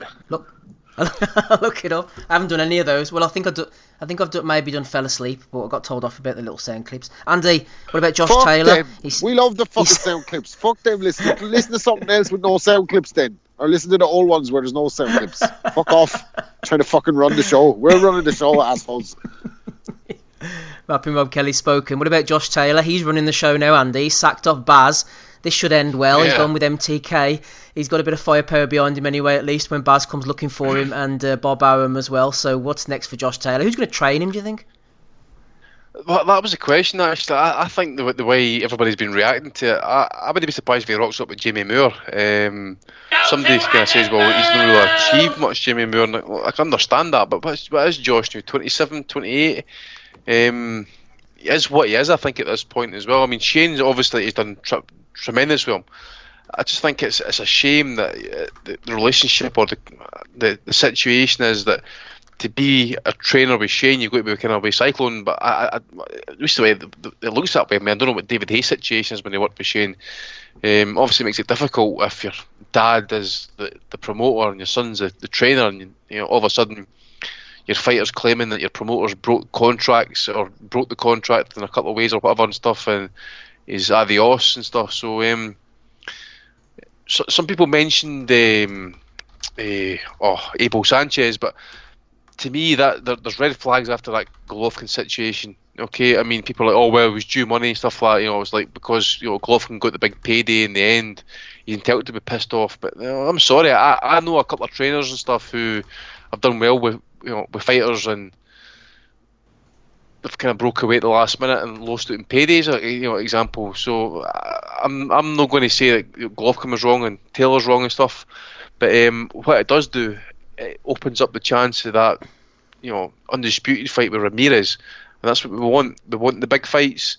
It was obviously a big question what's going to happen with Taylor when he finishes the tournament and stuff. Is he going to be fighting plodders? Is he going to be getting unification fights? But he's getting the opportunity to fight on ESPN for millions of viewers, and the unification fight to be made, as I say. So move up and weight. I mean, I dare say Sweet T Crawford's waiting on an opponent, and I wouldn't be against seeing him fight Josh Taylor. Imagine the atmosphere here in Scotland or in fucking what's he here again? Idaho, wherever it is that he's from. Imagine the atmosphere. It'd be fucking fantastic. I dare say if you would travel over for it. Nebraska, that's what it is. Nebraska. These McGuigan allegations are kind of troubling, like when you consider what happened between McGuigan himself and Eastwood, and it's such a shame, especially in the Frampton situation where that double act. But that double act definitely helped sell Kyle down south, you know what I mean? I know he boxed for Ireland in as an amateur and stuff, but it helped. The Irish fans really got behind Kyle Frampton, and McGuigan was padded. McGuigan was as big as the Pope in Ireland in the 80s. Both are not as popular now. But for unrelated reasons. It's just such a pity that McGuigan's legacy is tainted with this now. I know this is another fighter who said they've broken contracts, and I don't know. We don't know which side is true, but it's tainting him a little bit, to be honest with you. When you see this kind of carry on. See, the thing as well, I mean, again, what kind of sprung a red flag with me? There's people who know more than me about the situation, stuff like that. But see the day or the night that Frampton beat Santa Cruz, and the post-fight press conference, somebody asked Carol, is there going to be a rematch? Is there a rematch clause or something along those lines, stuff like that? And Carol said no. Then Barry chimed in straight away, stuff like, there is. And then Carol went, oh, is there? So to me, that was a red flag immediately. And if I was Carol, I didn't fucking know that. I knew there was a problem straight away. I'm not on the inside, but other people are. But just for me, that was a red flag immediately. And I'd have been fucking asking questions behind the scenes, what the fuck is going on here? Because to me, I didn't think Carol really knew if there was a rematch clause or not. And just that wee reaction was enough for me to kind of start saying, there's something fucking well off here. And in the end, it's they all left in the end. I think he's left with Billum Smith. Carol left, Josh is left, Conrad's left. Who was there? Somebody else. Can't remember on top of my head. I don't know, Big Stevie Ward and all the guys and stuff like that. But no, there is someone else. I can't think. Andy, didn't they? Oh, well, didn't they have a woman at one point? They had a load of fighters underneath. Chantel Cameron. Chantel Cameron was the other one. Yeah. They've got Billum Smith. That's the only fight left. Cyclone. And he lost his last fight as well, was it? Did they know? No, he did lose. Was that a British title fight or something? Well, he's Commonwealth champion now. Right, okay. I knew he lost something recently. Was it a British title fight or something like that? Lost a fight with Riak Po. That's what it was. I think he might have been an eliminator or something like that. I forget. He beat Glover last time now, didn't he? Mm-hmm. Craig Glover. Yeah, what about the Taylor situation, Ozzy? Where do you think he'll land up? Also, sources saying Billy Joe Saunders going back to Ben Davidson. He's flitting about. Maybe Taylor could end up there. Who knows? I don't see Taylor going to Davidson, but I think a good move for Taylor would be with Dominic Ingle. I rate Ingle. I think he's good. I think it would particularly help, Taylor, because he's quite tight at 140. We know Ingle's clued up on his nutrition, etc., things like that. He's got good fighters in the camp. Robbie Davis Jr.'s just gone there. Kell Brooks there. So in terms of in-house sparring, it'd certainly be good for him. And I like what Ingle does. I think he's got experience on the big stage. His game plans are very good, and I think he's one of the best trainers in the country. Taylor's no stranger from being away from home. I think McGuigan's gym are based out. I think they're based out of university now. So in terms of them being miles, it's not a problem, with him being away. So I think Sheffield, it's still got a city life to it, aspect, things like that. And for me, that'd be a good move. As for Saunders, he's like the class clown, isn't he? He's always like Marmite, but he's just. I think he was with Ingle last time out or something like that for his fight, or he went there for 6 weeks. Now he's gone back to Ben Davidson. This will bite him on his arse. This chopping and changing. Saunders is at the age now from where you would say it's safe to say he's learned all he can, and it's just about sharpening the tools, etc., things like that. But as I've just said about Ingle, I really rate him as a trainer, and I don't see why you just chop and change and things like that. But Ingle knew for a fact, he said it himself, basically, if Billy decides to turn up and come with me, great. If not, I'm not going to lose any sleep. And I think he takes him with a pinch of salt now. So Saunders is Saunders. He clearly does what he wants. But surely it can't be beneficial when you're potentially eyeing up a fight with Canelo, this chopping and changing constantly with trainers. But reverting back to Taylor, for me, I think Dominic Ingle would be a great move for him. I think the whole setup would be bob on for him. Aside from that, for me, I don't think Jamie Moore will be a brilliant move. I've not really been impressed by him, particularly in the bigger fights. I think if you look at Moore's record in the bigger fights, it's not great. And I think Moore has got that, he's the preferred trainer by MTK, as Seamus Macklin was when it first started out, as Danny Vaughan was when he had a stage of, a lot of fighters were going to him, and now it's Jamie Moore. Moore's done good things, don't get me wrong, but I don't see him as, that I wouldn't have I've not seen enough of him to like him enough in the bigger fights, whereas I think Ingle has displayed that. And he's been on the right side and the wrong side of decisions as well. So, he's got the experience from winning and losing. But it's going to be interesting to see. I just hope it doesn't affect Taylor's career from where he's out the ring for, for like 12 months in legal battles. Naturally, I don't think he would have left if, there was any sort of problem. He's clearly had lawyers look at this. Lawyers have advised him to do, yep, you're free to move, the contract's void. But we've seen this before. Ricky Burns with Frank Warren. Eddie Hearn said you've nothing to worry about. Burns ended up basically switching a load of cash elsewhere, and he was declared bankrupt, didn't he? Setting up a direct debit. Yeah, I remember that clearly. By the way, fucking poor Burns was transferring assets before he could switch a fucking light bulb off, man. Yeah, so it's not the first time. And look, if Taylor has done wrong and he has been advised wrong, Cyclone are well within their rights because they've got a legally binding contract that says that the worldwide promoters for him. No, the problem with Cyclone is that they just don't have the funds or finances to promote big shows anymore. It was a blessing in disguise, the Super Series happening for him, because they didn't need to pay Josh, and they still made cash off Taylor going in that, because they'll get a percentage of each purse. They've only got 2 fighters now. As I say, there's no connection. Billum Smith's from Bournemouth, Taylor's from Scotland.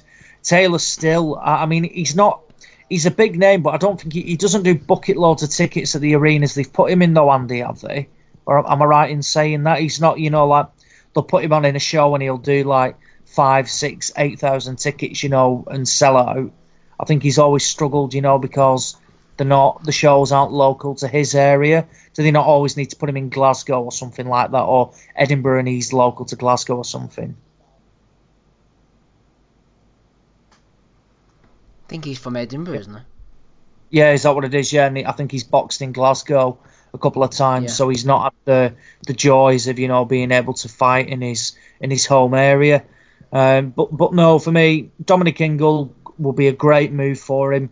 Certainly one to watch. And it depends. He could base himself in America. If he's going to be fighting out there and choose to move out there, then that opens up a whole new ballpark in terms of trainers. Or he might come over here. Adam Booth is probably another one that could be a potential shout. Staying in London, training with Booth, that does mean that Shannon Courtney could be on the scene, which would be very upsetting to see her link with. Go to Adam Booth! Yeah. Well, we all know who would support that, but no, Ingle's my pick, and I think that would be a great move for Josh. Yeah, one of the greatest Cyclone Promotions moments was whenever they rebranded to CWM Cyclone. They hooked up with this Forex company called CWM. I think they had sponsorships at the Formula One and Chelsea Football Club, and they become CWM Cyclone. It was all over the billboards and all rebranded for the Chris Avalos fight, I think it was, and it was going to be going to take us to the next level. It was a Forex company. It was built on sand. It was like a Ponzi scheme, and then the next fight, CWM had all disappeared again. see that fucking Taylor post all card. That is one of the longest, most boring fucking cards I've ever had the misfortune to sit through. By the way, and the main event was fantastic. But see the gaps in between fucking fights. Oh my fucking word, the shite, and then. Remember that fucking wee Tasmanian guy fucking who fought in the back corner and stuff like that in his home country, fought Lee McGregor and that. What's his name again? Fucking forget it. As I said, it was a shittiest card. And of course, I was driving, right? So she's trying to fucking maintain Tommy and fucking a sober Nick when it's like a quiet show. Fuck Cyclone, man. Fuck's sake.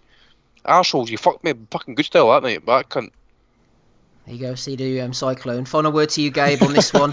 Regarding Josh Taylor, do you think signing with Bob Arum and Top Rank is a good move for him? I expect they're going to try and make the, what do you call your man? Jose, I've gone a blank. What's the champion?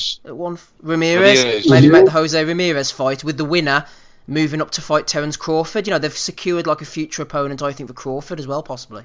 Between Ramirez or Taylor.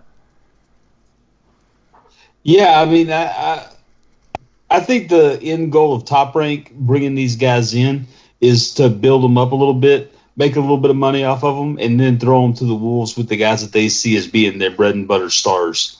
I mean, Bob Arum and Top Rank have the ability and the knowledge, I believe, to take any of those guys and make a superstar out of them if they wanted to, but I don't think that's the end goal. I just get the feeling, and I'm not really sure why it is. I couldn't put a finger on it and really explain to you guys why I feel like that.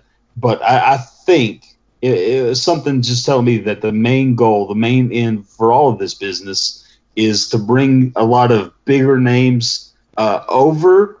They've already got a good record. They've already got a solid fan base. They've already got a lot of things that they're bringing in tow with them. And they can bring those guys over and then let Top Rank's big dogs, if you will, fight them and hopefully win and use them as a boost for their guys that they already have, like your Jose Ramirez, so on and so forth. I personally don't feel like that needs to happen in terms of bringing these other guys in to do that because I like a lot of the guys that they bring over, Josh Taylor.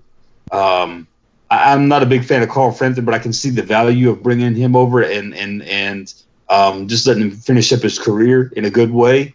But I just don't see that. I feel like the end goal at this point is to bring him over, use them as fodder for the big guns, and try to make bigger names for the guys that they already have.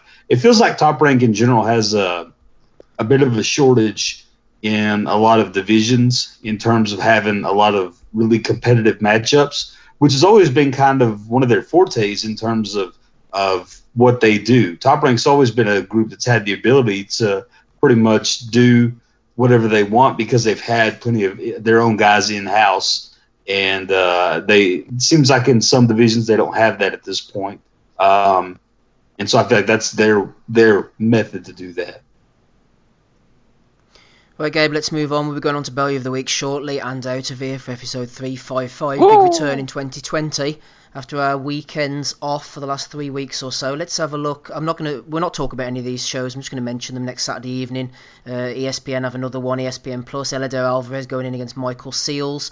Pretty run-of-the-mill stuff there. Dion Juma against Sam Hyde for the English Cruiserweight title is next Sunday over in Wythenshawe.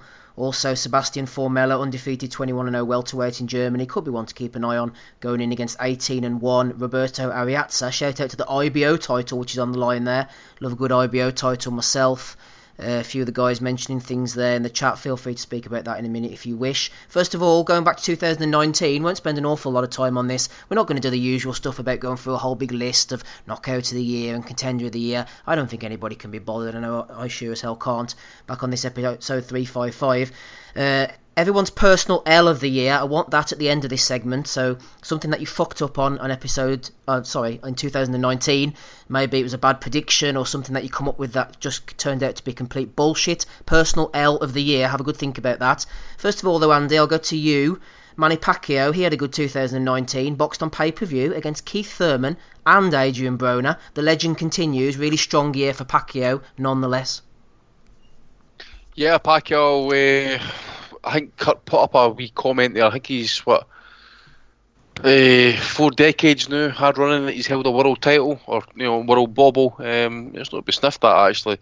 And the guys that he's fighting, it might not be elite or A level and that, but at the end of the day, these are the guys we were told were supposed to be, the next generation. Keith Thurman, Adrian Broner, and that. Well, everybody knows how I think about Broner and how I killed his career and stuff like that, but he's dominated these guys, and again, his place in Canton is absolutely guaranteed. Whenever he chucks it, 5 years later, he's going to get the fucking first ballot without question. Rapping Rob Kelly, a lot of TV have disappeared, the likes of HBO, that was the year before. ESPN Plus has come to the fore. What about DAZN? I've gone through a list of some of the best fights DAZN put on in 2019. We've got Andrew Cancio, Alberto Machado, Costa Soto, Roman against Doheny, White against Rivas, Canelo Jacobs, Canelo Kovalev, Wangek against Estrada 2. There's quite a lot actually. Is DAZN on the rise, Rob? Is it achieving its objectives? Will it be here for the long term? Don't know. It's hard to know, isn't it? It's not great, is it? DAZN. The coverage or something. I don't know. There is something to be said about the production value, unless you're one of our listeners and you're complaining about us. In that case, go fuck yourselves. But in terms of sports broadcasting, there's definitely something to be said about production value. And DAZN, it just doesn't fucking light me fire. And commentators are shite. And that's really off-putting. Although they did give us Ruiz, Joshua, so that was a massive moment for 2019, probably the biggest moment in the sport for the year. So they gave us that. I guess is it on the rise? Do I give a shit, Steve? I don't think I do. Don't care if it's on the rise or not.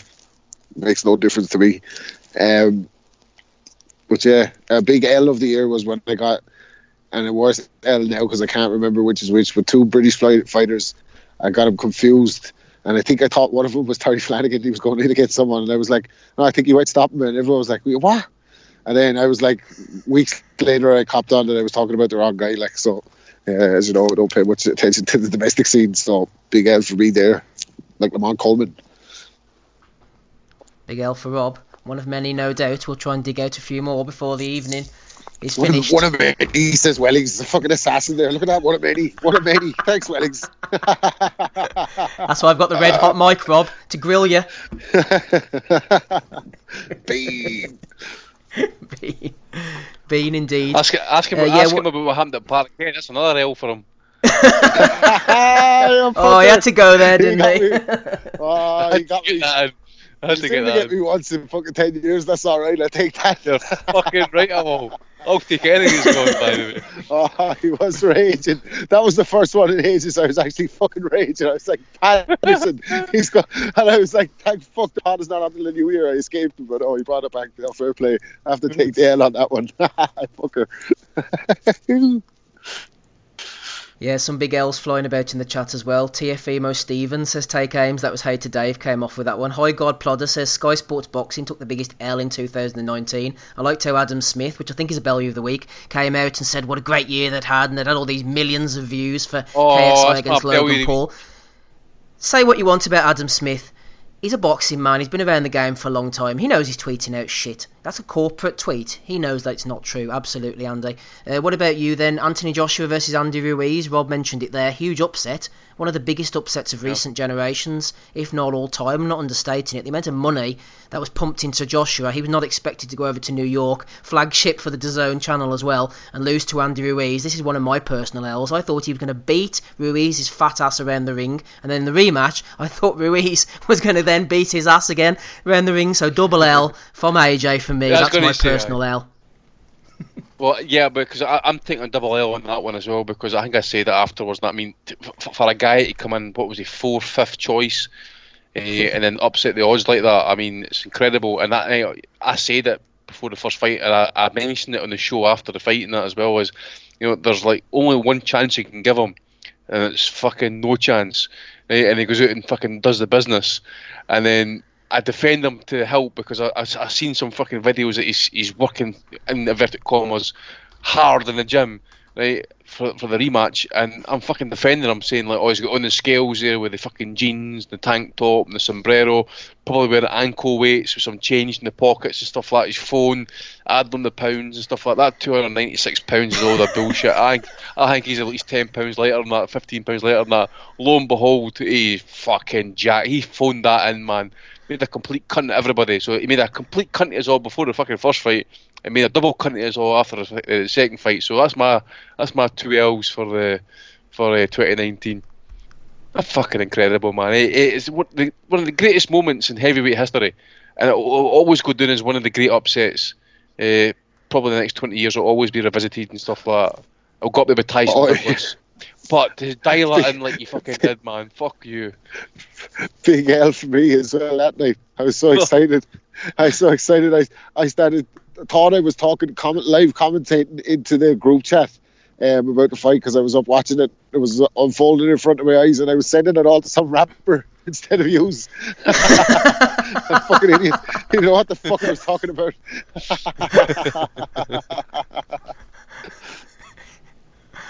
Ozzy, what about you? Tell us about your L's. But first of all, some great fights last year. What was your fight of the year? Josh Taylor, Regis Prograis got a good mention over on the facebook.com/Boxing Asylum. Inoue against Donaire. A few of the boys threw in a few other ones as well. But Toby Hines, Ozzy, says nothing can trump the pleasure of Edward and Barry's faces at ringside as Ruiz bounced AJ around the ring.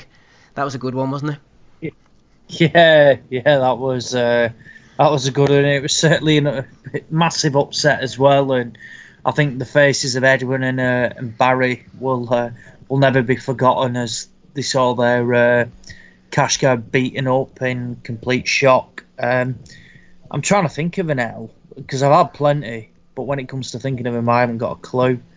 L for us for that night, because if you thought what we did on the Monday was brutal, if we could have got on Sunday, Oh yeah, I forgot all about that. YouTube wonders. YouTube was we got against ice, Matchroom were against us. You should have used StreamYard that night. Oh yeah, we should have used StreamYard. We should just wait. We use StreamYard, boomers. Didn't we enter into 2019 being banned as well? Because we got banned in the October, didn't we, of 18? We did, yeah. Too hard for YouTube, we are. 3 months ban. Then they kicked us off anyway, so fuck us. Well, one will have to be for. I thought Richard Comey would do what's it called? It caused problems for Lopez, and he got absolutely out in about a round and a half. Spit the shit out of him, didn't he? Yeah. So you've just got to hold your hand up and say fair dues.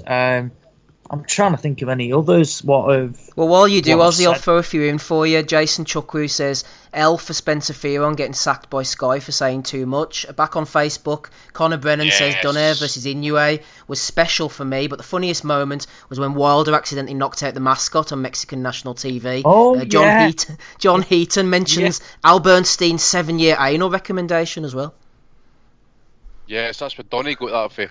I don't know.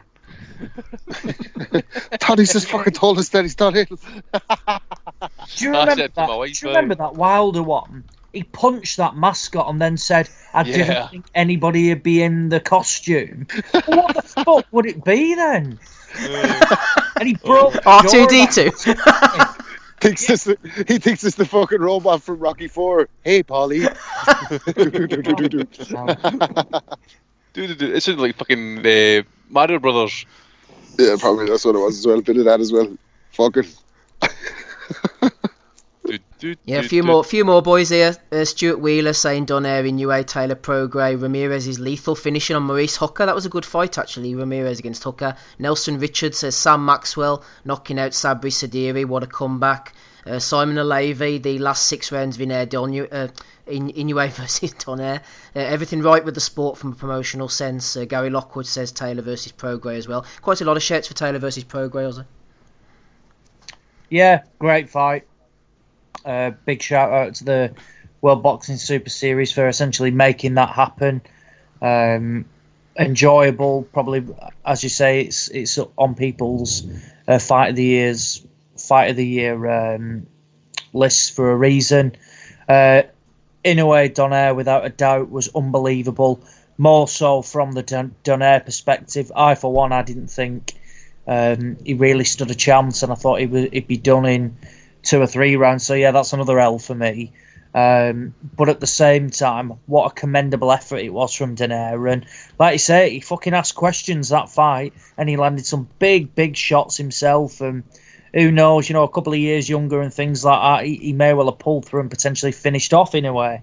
And that would have been a bloody upset. But no, those 2 fights were excellent. I'm trying to think of ones now. It's difficult to think, off the top of your head. In terms of Spence Porter was a great one. And, Spence versus Spence in the Ferrari. Spence versus Gravity. Gravity 1-0. Remind me for Bellew in a week to come to PBC, by the way. Yeah, me too. Crawford dogging that arse on Twitter, man. That's just fucking brilliant. Any other boys want to throw in? What? Bellew's? No, just moments from 2019. I know it's not been as structured as we usually do it, but just as about having a laugh, really. I didn't want to have everybody caught with lists and all that shit. Highlight has to be the Monday where we finally got to comment on AJ Ruiz. That was to me that was the best. And was Usyk Bellew? No, that was the end of the last year, wasn't it? That was 18. Yeah. We'll never forget. Oh, brilliant. Absolute scenes, man. I tell a big one for this year. It's got to be Fitz knocking out Fowler. Oh yeah. That has to be killer. And then how about early contender for this year for this decade by Fowler saying that a rematch he'd be fancy in Deepdale. The fucking entitlement of these arseholes. Fucking Deepdale holds like 25,000. You fucking think of fuck off. They could do it at half time, couldn't they? Versus Preston versus Mansfield or something. They could. I know. Sneak them I in. know what they should do. They should call Clarissa Shields.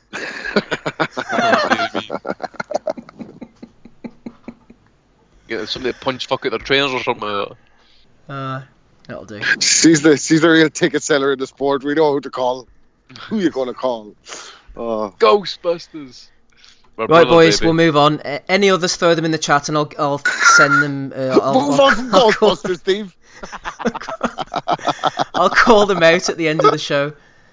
If you have any more, put them in the chat. Episode 355. Let's move on to Bellew of the Weeks. Ozzy's still with us, so is Gabe, Andy, and Rob. Quite a few. Yeah, people have been sending them in all over Christmas. So if I miss any, well, who cares really if I miss any? That's the way it goes, you know what I mean? Sometimes people send me these value of the weeks, and you read it, and you have to get the context. You have to like flick up like loads of a thread and stuff. To be honest, lads, sort of started dropping them ones. You know what I mean? Unless it sort of fits on one page, it's not really what we want because it doesn't lend itself to the audio medium, you know, to read them out like that. So I've had to drop a few. Anyway, Danny Robson sent the first one. You got to read like 8 tweets before you get to the punchline, you know. Ah, exactly. And by the time you get there, you're sort of working out who said what and all that. It doesn't really work. So apologies if I've dropped any that I shouldn't have done. Danny Robson said name and shame James Kinney. The judge from last night, Jesse Hart, giving him the 95-94 win. Disgraceful, we all agree on that one. Iceman Scully, I didn't watch the fight last night, but just from here, Showtime Boxing should be ashamed of themselves for daring to pass this off at Dougie Fisher. Of course, they're talking about Clarissa Shields, titles in 3 different divisions, fewest fights up against the likes of Tanaka, Lomachenko, Fujioka, all those boys. Anthony at Ant Leyden 100. Has recommended that one for Value of the Week. Dominic has nominated Lance Pugmire. Jose Ramirez, the Athletics Boxing Person of the Year, for his persistent work to improve the lives of Central Californian farmers. It isn't about the life of partying like Josh Taylor. He's a devout blah blah blah. He then went to laying on Josh Taylor while nominating Ramirez for the Athletics Boxing Person of the Year. Nominated for that one. See that guy, man. I mean, see for a proper journalist, right, to come out and say, I'll take Ramirez, not the person that's been in police custody. I'm like, dude, you know, you're a proper journalist. People subscribe to your bullshit or subscribe to your work. Right? You got quite a fucking big profile. That was about like Dan Raphael dogging David Hay, pulling out against Vladimir Klitschko all the times and stuff like that. I remember that clearly as well. He was dogging Hay on Twitter the day of the fight. Don't pull it now. There's heavy rain forecast and all that sort of shit. It's just like, you know, leave it to the likes of us to fucking dog them. You're fucking meant to be a proper guy with all the proper sources and stuff like that. Okay, so just fucking leave that shit to us. I just thought that was weird. Absolutely, Lance. We're the real doggers. Nominated. Yeah. Rob, literally out dogging on a Sunday evening. You're looking for Joe, baby. Sean Stevo has nominated Joe Selkirk, once a prospect. Selkirk now says, corrupt slag police, backward politicians, nonces, terrorists, them horrible wild animal killers, the freaks who think they're not a boy or a girl can all go to fuck. I'm not watching any more documentaries this year, says Joe Selkirk. I don't know what happened to his boxing career, but he's having a great time over on Twitter anyway. Prince Patel has been nominated. Not sure who's nominated him. I think it was Declan Graffin, actually. Prince Patel tweeted out, I got awarded Knockout of the Year for 2019. If given a fair chance and I let my hands go, I would be knocking out guys violently on TV. Well, this was the UBO 2019 Knockout of the Year. And the last time he got an opportunity, Rob, on Channel 5, he lost nearly every round against that Colombian fella. So basically, Patel is talking shit again. Yeah. It's a conspiracy against him, man. They don't want to see the Pan-African champion shine, you know what I mean? You know, I hate to bring up tragic because, you know, tragic usually kind of terms like a child's got cancer or someone's been killed by a car, but that was fucking tragic what they did with that fucking Prince Patel, by the way. That guy's careers are an absolute fucking charm. You know, fuck's sake, go and look at it. It's just an absolute fucking mess. Well, he tweeted in Eddie Hearn, so you never know, he might be appearing very shortly at a venue near you. Fucking stupid. Fucking can he be, man?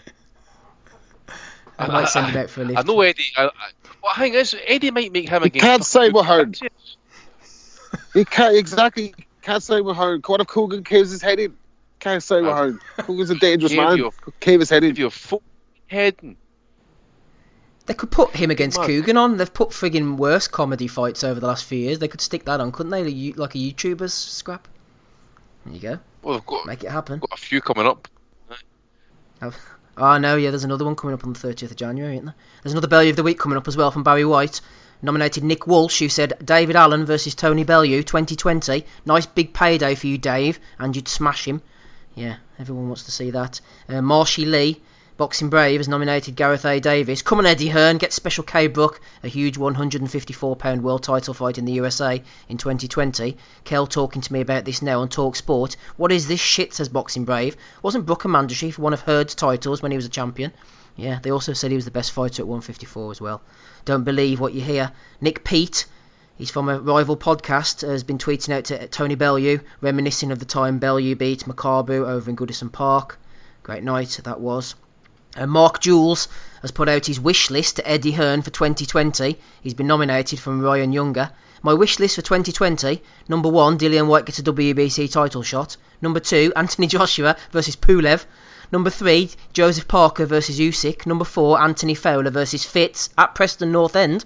Get on it, everybody. Number 5, Callum Smith versus Canelo. And number 6, Billy Joe Saunders versus Triple G. That's a good list there, Andy. His wish list for 2020, he doesn't ask for much, this fella. Joshua against Pulev. Flip me. What the fuck does he want to see that for? That's a fucking basically a mandatory keep busy fight for someone who's supposed to be in the top 3 division. Fucking Pulev. I mean, fucking, I watched his fight with that. What do you call it? Who's the fucking guy that he got badly cut and he tried to winch your ass off the fucking interviewer? Forget who it was. Was it Bogdan Dinu? Big Bogdan Dinu, that's who it wasn't was. I watched that fight. I mean, I tell you what, I like that fight actually. I think Pulev might bring it because it's definitely his last chance, and he's a bit crazy as well. But again, it's going to depend about Joshua turns up as well. If it's going to be the shitty scared one that fought Andy Ruiz the second time. Joshua won it. I'm probably stop him late and stuff. But that fight is nowhere near my fucking wish list any fucking time, either this life or the fucking next life. What was the other ones that he picked? One there. Look. He wanted Dillian White to get a world title shot, and he wants Anthony Fowler against Fitz at Preston North End. Right, that is a guy who is clearly a Matchroom supporter. His probably fucking name's Dave with fucking like 2375915 after his fucking user tag as well. Fucking bot. Block the bots. Mark Lovell has nominated former Australian heavyweight champion, Commonwealth challenger, Big Bob Mirovic. Carl Froch talks about flat earth. Bob Mirovic is asking questions about world population. He doesn't believe there's 7 billion on the planet. He's putting up graphs as well. Bob Mirovic keeping himself busy since he retired. We had another one actually coming from someone. I think it was Jed Kleemer nominating Chris Eubank Jr. I'm just reading this off the top of my head, for getting his hair cut even though he has like a tattooed hairdo or something. We'll nominate him for that anyway. It's in Conor Benn beard territory. We're always a big fan of that. Vegas Matty has been nominated by Matt Simpson 89 over on Twitter. Shout out to Floyd Mayweather, says Vegas Matty, for being nice to me earlier today when I was snapping a photo of him. Won't say where it was, but he politely asked me to delete it, and I obviously obliged. Thanks for not punching me in the face, champ. So does anybody want to guess where... We haven't got the answer. Anyone want to guess where Floyd Mayweather was when Vegas Matty took a photo of him? Enough for Floyd to go over and say, would you mind deleting that, please? And Vegas Matty said, yes, of course I will. I wonder where Floyd was. Wouldn't it be interesting to speculate what establishment he was taking part in? Rob, where do you think Floyd was, eh? Who knows what Floyd is, the guy who said that, as Tayabu said, having one woman is having, like, no women. So he could have been in one of his establishments that he frequents. He's giving away iPhones like madman. You want to get on that Instagram? He's fucking flying iPhones out of it, and $500 cash donations for following social media outlets, which is definitely not some kind of pyramid scheme that he's working on now for cash. Like, he's a fucking madhead, isn't he? Like, absolutely. An evening with Yusuf Mack was going on at the Tropicana. Not saying anything. Who let the dogs out? Leave it in the ring. My ass and call me Bobby. Shout out to Devon Alexander. I was trying to get him on the pod, but friggin' hell, I think we'll just leave that one there. Box Hard Podcast. Yeah, my God. Box Hard Podcast has nominated Michael Buffer. Sharon Stone was apparently tweeting out saying that someone kicked her off some dating app. Michael Buffer jumped in and said, Sharon, don't worry about it, as I have the perfect date for you. My brother Bruce Buffer. He's handsome, famous, intelligent, travelled, witty, worldly, athletic, well off financially, perfect age for you, and available. Just Google him for info and history. @ Bruce Buffer, # it's time. Who the hell is running this Buffer account? What the frig? Absolutely bizarre. Can I just say something about Sharon Stone? If Sharon Stone needs to go on a fucking dating app to get her hole, there's something fucking far wrong. Because I'm telling you right now, right, any woman can go down to any local pub and say, I need my cavity filled, come and see me right now. And I'm telling you right now, there'll be fucking queues at the door if Sharon Stone walking and asking for that, by the way, without question. Right? I'm fucking telling you, she's on my laminated list that the wife's go by the way. So fucking, come on, get a grip. What are you on the fucking dating app for? That's so she's obviously on Twitter then as well, and you get her to fucking, do you know what I mean? Try to slide in the DM, baby. The fucking laminated well, list get on, is the man. laminated list. Aye. Michelle Pfeiffer, Daryl Hannah, our era. Sharon Handsome Stone. Fucking breakfast. Fucking brick man agency. See them fuckers as well, right? When they're talking about who runs accounts. You know them fellas with the name and then the 12 letters, as Andy says, or the 12 fucking numbers, and they're saying well, how do you know I am a troll? Because you fucking only tweet the people on this podcast. So obviously somewhere down the line you've been infuriated enough by our opinions that you thought, I'll get these fellas, I'll sign up with a fake account and I'll tweet all 6 of them. They've only got some like 20 tweets in fucking 4 years and stuff like that. And they're all at fucking Tommy or fucking Ozzy or someone will you piss off, will you? For fuck's sake. And I think it's fucking cool to call you a nonce and a fucking all the stuff that it was dated 10 years ago. But Twitter's, we're all big boys and all, but fucking hell, how do you know I am? Fucking shut up. Ugh. Shout out to the listeners. Guy Griffiths has nominated Sky Sports for putting Katie Taylor at number 12 in the Sports Person of the Decade. Excuse me, Katie Taylor coming in there. Oh, here we go. Adam Smith, Andy. What a year it's been for boxing on Sky Sports. Rounded off with AJ regaining the heavyweight title. We also reached new audiences with over 28 million views of KSI versus Logan Paul on Sky Sports' YouTube, Twitter and Instagram channels. Bring on 2020. Shui MC said it's been absolutely shite, Adam. The worst year for a long, long time. So basically, Smith has got to a point now where he's saying we've got 20 million views of KSI versus Logan on our YouTube, Twitter and Instagram channels. I mean, come on. Yeah, well, good for you. Who gives a shit about that? We don't care about that. Good for you. Did you see Richie Garner? Did you see Richie Garner's tweet to him, by the way? No. Richie, friend of the show, he says, Adam, I'm a British Border Control trainer and manager. I pay for Sky Sports. As my chosen second profession, I feel I must, but will honestly say I feel mugged off by the shite that Sky delivered in 2019. Pay-per-view is a con, and hardly anything trickles down to low level. Your tweet is bullshit, and you know it. Oh, brilliant. There we go. Good old Bean himself. Well, Steve's right, though, nomination. isn't he? Yeah, we got congratulations to us. We did so well on Instagram. Well, fuck off. What's that got to do with the fights? Fucking stilt skin.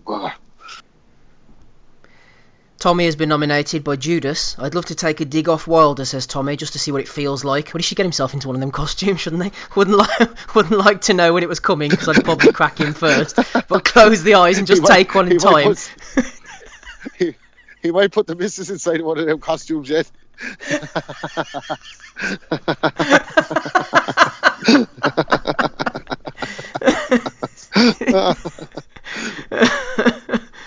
Oh, miss Tommy, man. If he could pick a shot, Rob, what shot would he ask for it to land on the missus?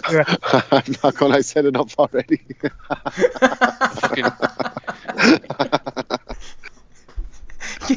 Porridge shot. I was going to say, I don't think he'd be one to the head. Shot of porridge. Kane Gibson in the chat says, God forbid Wilder ever goes to Disneyland. Oh, bodies getting laid to waste the other place. Mickey Mouse sparked out. Ain't nobody inside of these. Bomb squad. Mickey Mouse go flying. SEAL Team 6 is called and somebody's shouting bomb squad in the fucking in Disney World. Disneyland. I freaking children in need. Left hook's Pudsey. Pudsey going around with two fucking bandages. Two bandages over the eye.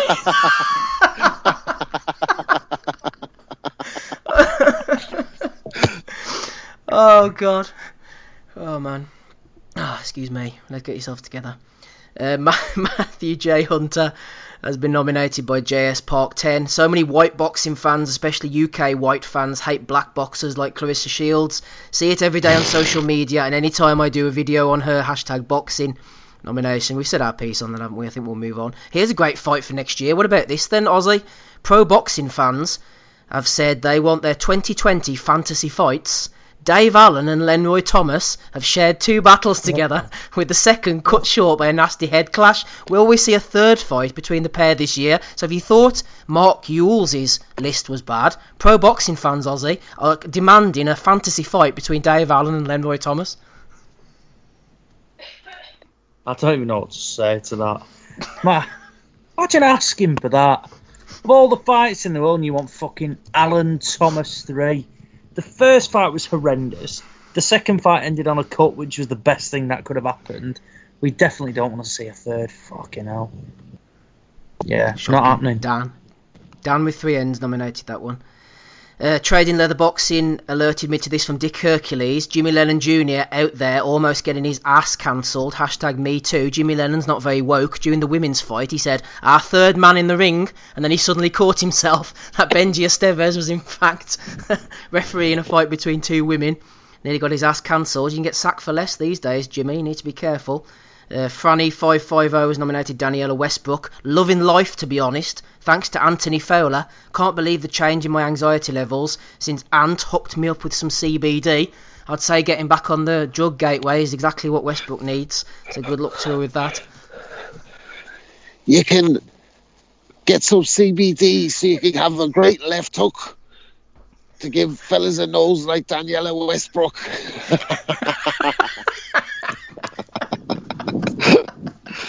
Trademark that, Rob, because that's going far, those. That's an oldie but a goodie, that one. The old Brian Rose nose. William Lee has nominated WBC for talking about integrity. Our year is all about integrity, says Mauricio. And then he put up a picture, did William, of the McGregor-Mayweather belt. Andy, this is a good one from you, nominating Tony Bellew. Kell Brook needs a big fight, says Bellew. Yeah. I'd like to see him fight Liam Smith. Oh, I mean, the Bants, man, just, big fights. Who can I think of a big fight? Liam Smith, my Scouse brother. Get the fuck out of here, man. Liam Smith. It's a big fight with Kell Brook. To be fair, I don't think that's the worst. I don't think Smith Brook at this stage of Brook's career would be horrendous. I know, but a big fight, come on. Yeah, but I don't think it's the worst. I wouldn't say it's a big fight as what we'd allude to as a big fight, but I certainly would be disappointed if that was made, playing devil's advocate. But yeah, it's not a big fight as in a world title shot or a Khan fight or something like that. I know. It says more about Brook, I suppose, where his career's disappeared off to. That's all the ones I've got. Exactly, yeah. Mm-hmm. Yeah. Any nominations, guys? Gabe, first of all, any nominations from you? Oh, I've got a few.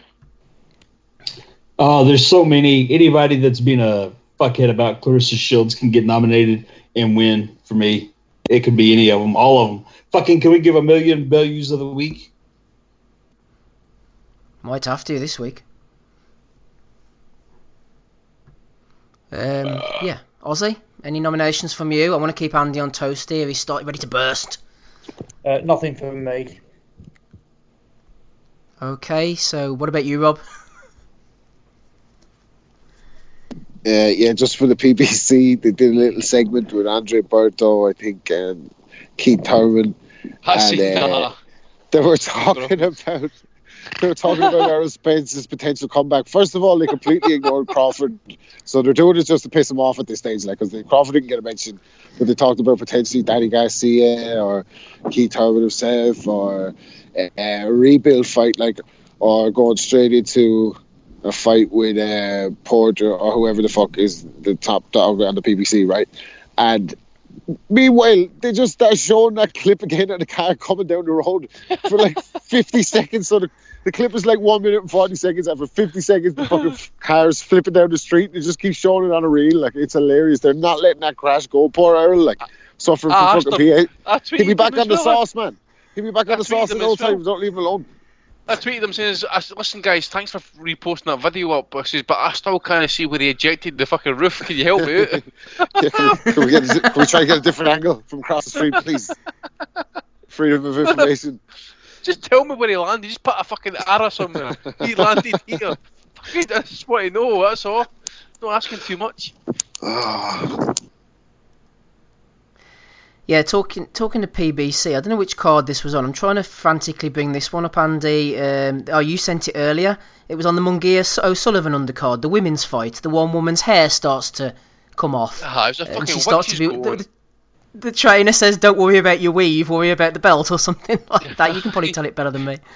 So fucking. Well, I've seen the video. So she's got this gold mane on her fucking head, right?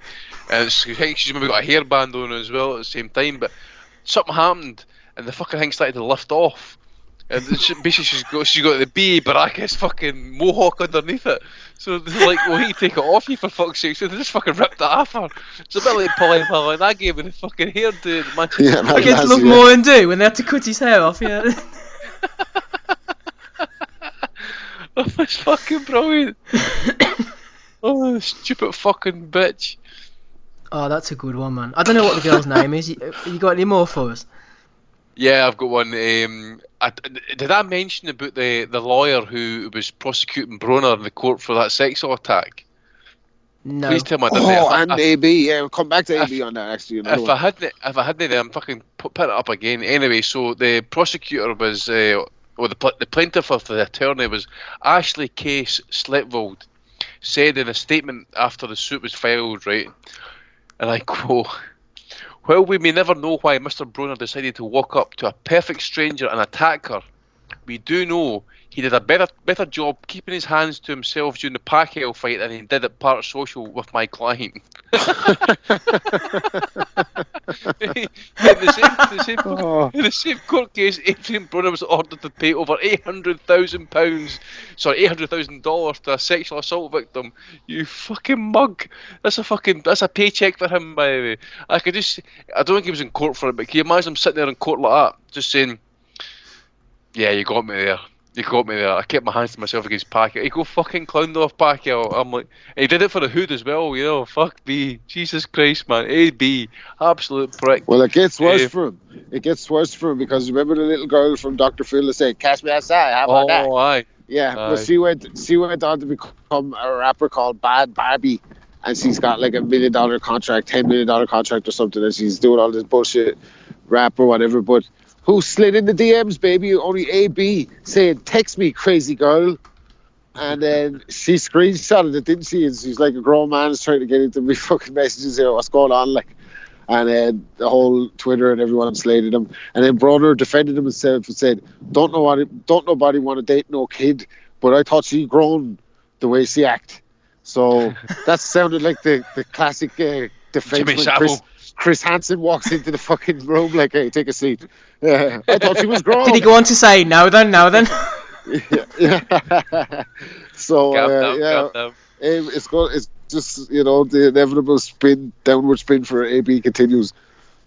I wanted to put the guys in the chat there, and Andy, the guys in the chat are asking after the girl. Apparently, the girl with the fine head of hair is a certain Franchon Cruz Dezern.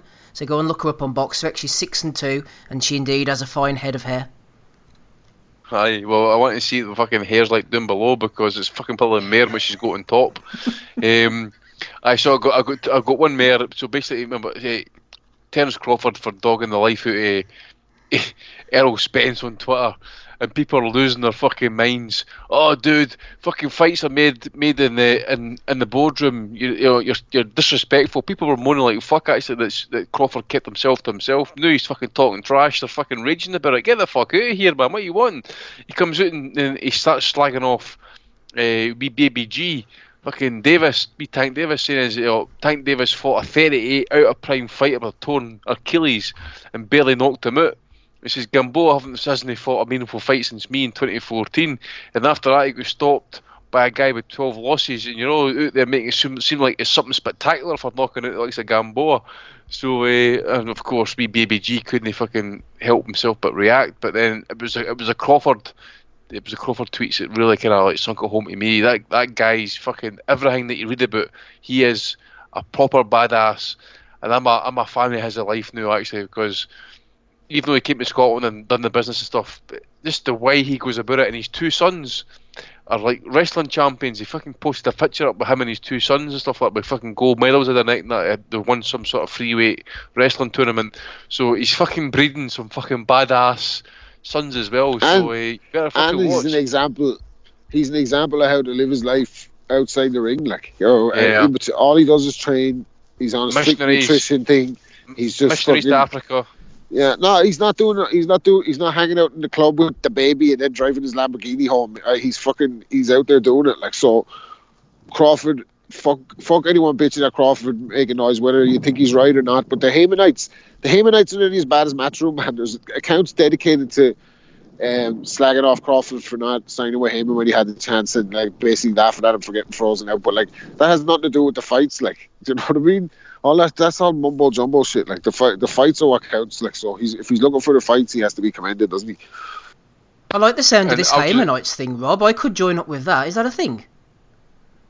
There's a guy Haymanites on called Twitter, Haymanites. man. They're fucking. They're Like a cult, man.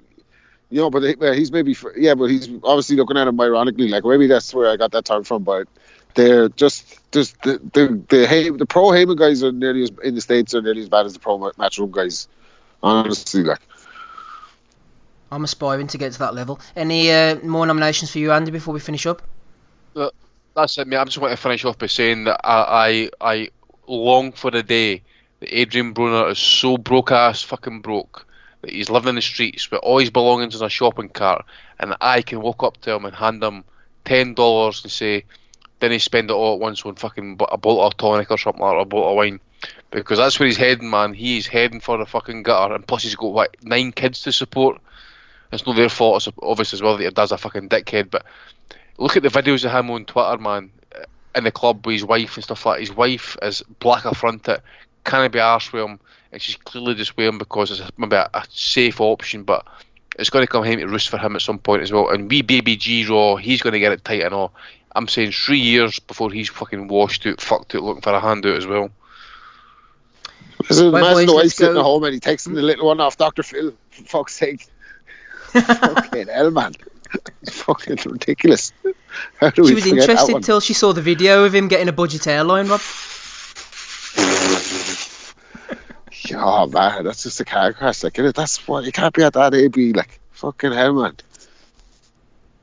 Living life, old AB. Right, I'm going to go this week for the Guru, simply because that segment about him taking a dig off Wilder made me laugh the most during this segment. It was really strong. There was a lot of good nominations. I liked Michael Buffer's one as well with Sharon Stone, but that whole business about Wilder and the Guru made me laugh. So I'm going for the Guru this week. Who are you going for, Ozzy? Come back to me. I'm mulling it over. I'm not too sure yet. Ozzy's still making a decision, Gabe. What about you? Maybe Jimmy Lennon Jr. For an incorrect call out, possibly pro boxing fans for asking for Dave Allen versus Lenroy Thomas 3, or could be Tony Bellew looking Brook against Liam Smith. Who are you going for, Gabe?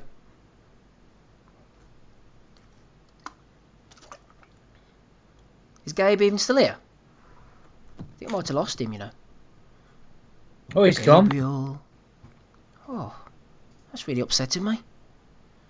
Oh well. Andy, what about you? Who are you going for? Cry like a little going bitch. in a brief rundown again, but the nominations were, mate. Okay, so we've got James Kinney, who was nominated for his scorecard. Yeah, we've got Clarissa Shields, who got quite a few nominations. Lance Pugmire, Joe Selkirk, Prince Patel himself, Gareth A. Davis, Nick Peet, Mark Jules, who came up with that 6 fight list, Vegas Matty, who tried to take a photo of Floyd Mayweather, Michael Buffer for the Sharon Stone thing, Adam Smith for generally being an Egypt, excuse me, the Guru, Tommy Allen, Matthew J. Hunter, pro boxing fans, Jimmy Lennon Jr. for saying the third man in the ring, I'll Daniela go for Adam Westbrook. Smith, mate. I'll go for Adam Smith for the KSI Logan Paul comments. Absolutely. Pure company man, 101. 101 Well company man. Well said. Rapping Rob Kelly, who are you going for? Oh, it's got to be AB. Fuck, you can't text the little one off Dr. Phil. Like, text me, crazy girl. Then he says, I thought she was grown. Where did you think you knew her from? She was the fucking little one on Dr. Phil, you fucking idiot. Oh, AB, yeah. Has to be him. One for AB, one for the Guru. Oh, it's getting tight now, isn't it? You went for Adam Smith, didn't you, Andy? So there's one apiece. Yeah. Ozzy, you could have the deciding vote here, or you could throw in a fourth one. Who are you going for? There'll be BA title this week, boys. Especially if Ozzy picks us up. I'm going to go for Adrian Broner. Oh, Broner wins. Good old Broner. He isn't fighting lately, but he's winning awards. Bellew of the Week for episode 355. Congratulations, Adrian Broner. Broner. Freudian slip there. Adrian Broner, indeed. Good man. Right, boys. I can't believe we didn't nominate Clarissa Shields. Actually, that clown deserved a nomination. she was up there. Yeah, she but was up there. As we said, there's been no interest in women's boxing, though. You know. Yeah, that's true. Yeah, equality. Shout out to the fella who did that painting as well of Tyann Booth. That Tyann Booth painting of him getting kicked out of Joshua's gym with all the paintings in the background. Yeah. That was brilliant. Absolutely brilliant. What was that picture of Tyann Booth with Anthony Joshua? Yeah, the fellow that did the painting of a Booth looking up at Joshua kicking it about the gym with all the paintings in the background. The guy's brilliant. Polish. The guy's Polish. He was fucking. I spoke to him last night about it. It was fucking brilliant. Oh man, that was world class. That like the fucking expression on his face and everything, and the posters in the background, like a fucking Umar. Absolutely brilliant. You've got Coogan saying "Be safe," and you've got Umar, IFL Umar with a shiny watch, and it's blinging in the background, and everybody's fucking saying, "Look at my watch." And that, honestly, fucking brilliant. That guy's a genius. Whoever did that. It was excellent. Right, boys, let's jack it in for another week then. Thanks to Rapping Rob Kelly for joining us, Andy Patterson, of course, Ozzy Smith, and Gabe, wherever he's gone. Hopefully he's okay. Be safe indeed. Let's try and get some of the boys back on. We were just talking about Donny there, Dave, the hater low back. Try and get them rallied up, get the pulse beating for next week, episode 356. We'll catch you all again, same time, same place next week. I've been Steve Wellings. Bye. Bean.